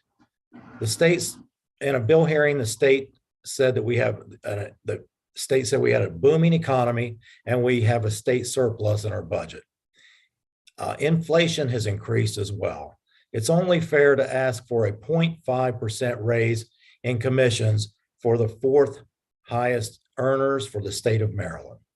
And with that, Madam Chair, I'll turn it over to my panel. Thank you. Next, Jim Spiropoulos, please, for 2 minutes. Hello, Madam Chair, Vice Chair, and members of the committee. My name is Jim Spiropoulos. My family owns Town Center Market in Riverdale Park. I've been a Maryland lottery retailer for 34 years. My store has 3 lottery terminals, 2 of which must be operated by employees, while the third is a self-service terminal. Depending on the time of day, I must devote 2 of my employees to the lottery, 1 for each terminal. The cost to hire and keep good employees has skyrocketed. All of my employees earn above minimum wage. Combine this with increases to rent, utilities, insurance, and even security measures required to operate safely, and it becomes quite difficult as I try to juggle enough staff to service my customers properly. In the past year, we experienced 2 separate incidents of instant ticket theft. One occurred in the middle of the day and the other at 4 a.m. as my front door was smashed. The folks at the Maryland Lottery were able to credit me back for the instant tickets, but I was stuck with the expense to repair for my door. The Maryland Lottery is a very well-run agency by John Martin and his staff. They do a great job ensuring all retailers are serviced properly, while also making sure the player experience is the best it can be. We have enjoyed a great 34-year partnership with the Maryland Lottery. We are just asking for a bit of help as we retailers continue to experience soaring costs. Thank you. Thank you. Next, Kirk McCulley, please, for 2 minutes.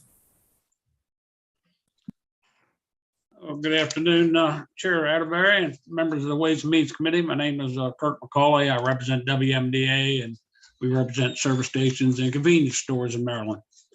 We're in favor of HB 1179, and I'll be very short. I've turned in written, and our last increase was in 2014, 2015, depending on what you look at.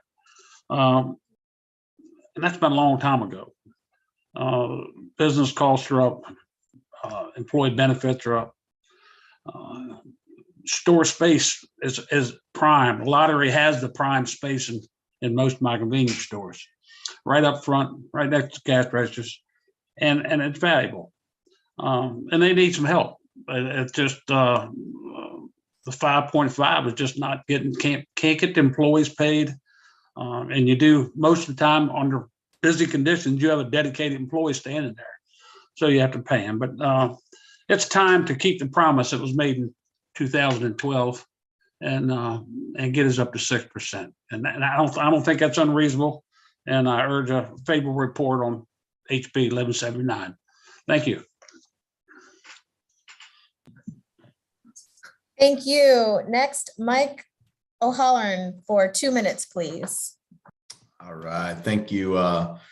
Thank you, Chair Atterbury. Good afternoon, members of the House Ways and Means Committee. For the record, Mike O'Halloran here today on behalf of the Mid-Atlantic Petroleum Distributors Association, whose members own and operate gas stations and convenience stores throughout Maryland. We're here, we support House Bill 1179. I want to thank the sponsor for introducing it. As you heard from the sponsor, there is a history to this bill, and certainly I don't want to rehash it for you again. Our members, like so many other small businesses, are still recovering from the impacts of COVID. Their operating costs are up, and it's not just because of the ongoing supply chain issues that so many of us have heard about, but inflation and labor costs, those are all rising too. The state, on the other hand, is looking at an historic surplus, as the sponsor alluded to as well. It is in a position to fulfill the commitment it made to lottery agents some 10 years ago. Look at the fiscal note, the small business impact. On average, a lottery agent's commission will increase by almost $2,300 next fiscal year, $3,100 the following year. We believe it's important to pass this. It encourages our retailers to continue their participation in the Maryland lottery and will help defray the rising costs. I know it's the last bill of the day, so certainly want to preserve any chance you guys have of getting out into the sunshine. So we do support this bill, and we hope you'll issue a favorable report. Okay. Thank you. Next, Riaz Ahmad for 2 minutes, please. Good afternoon, Madam Chair and the member of the committee. My name is Riaz Ahmad. Thank you very much for this opportunity to speak in front of you. I've been lottery agent for quite some time in various places. As the previous speakers have said, that the cost of living, obviously, everybody knows. In one my place in Oxon Hill 8 years ago, the rent was $6,000.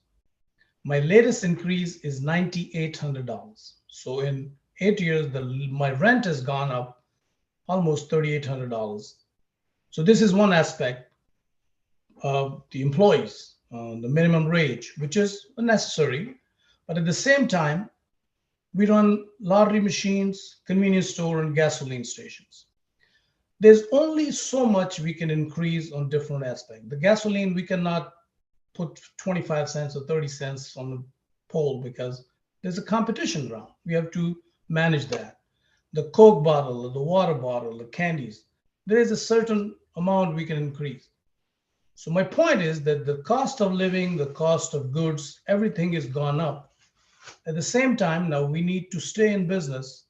We need to increase some revenues. We need to increase some profits. The state has been very flourishing and prosperous.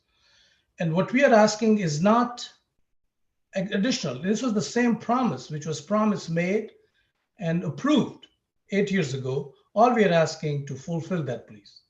That's all. This will help. We can pay better and keep our business and grow and help Maryland Lottery. So with this, I will thank you for your time, and please give a favorable report to Bill 1179.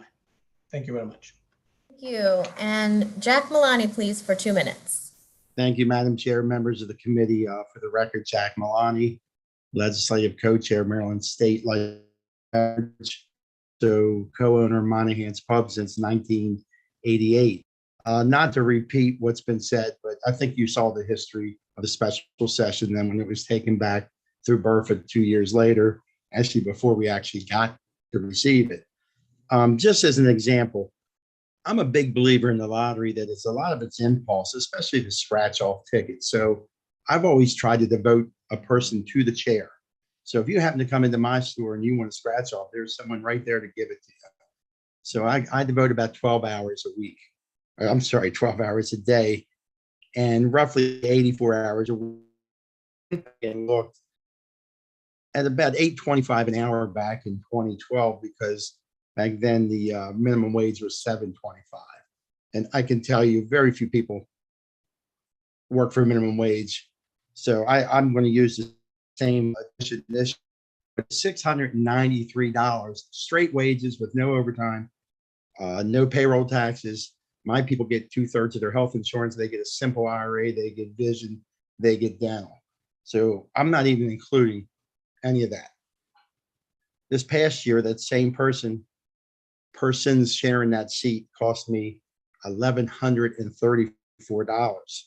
Now, the average agent is going to pick up, in my estimation, somewhere $50, $60 a week. I will pick up close to 100. But as you can see, it still doesn't get me there. It just helps me get there.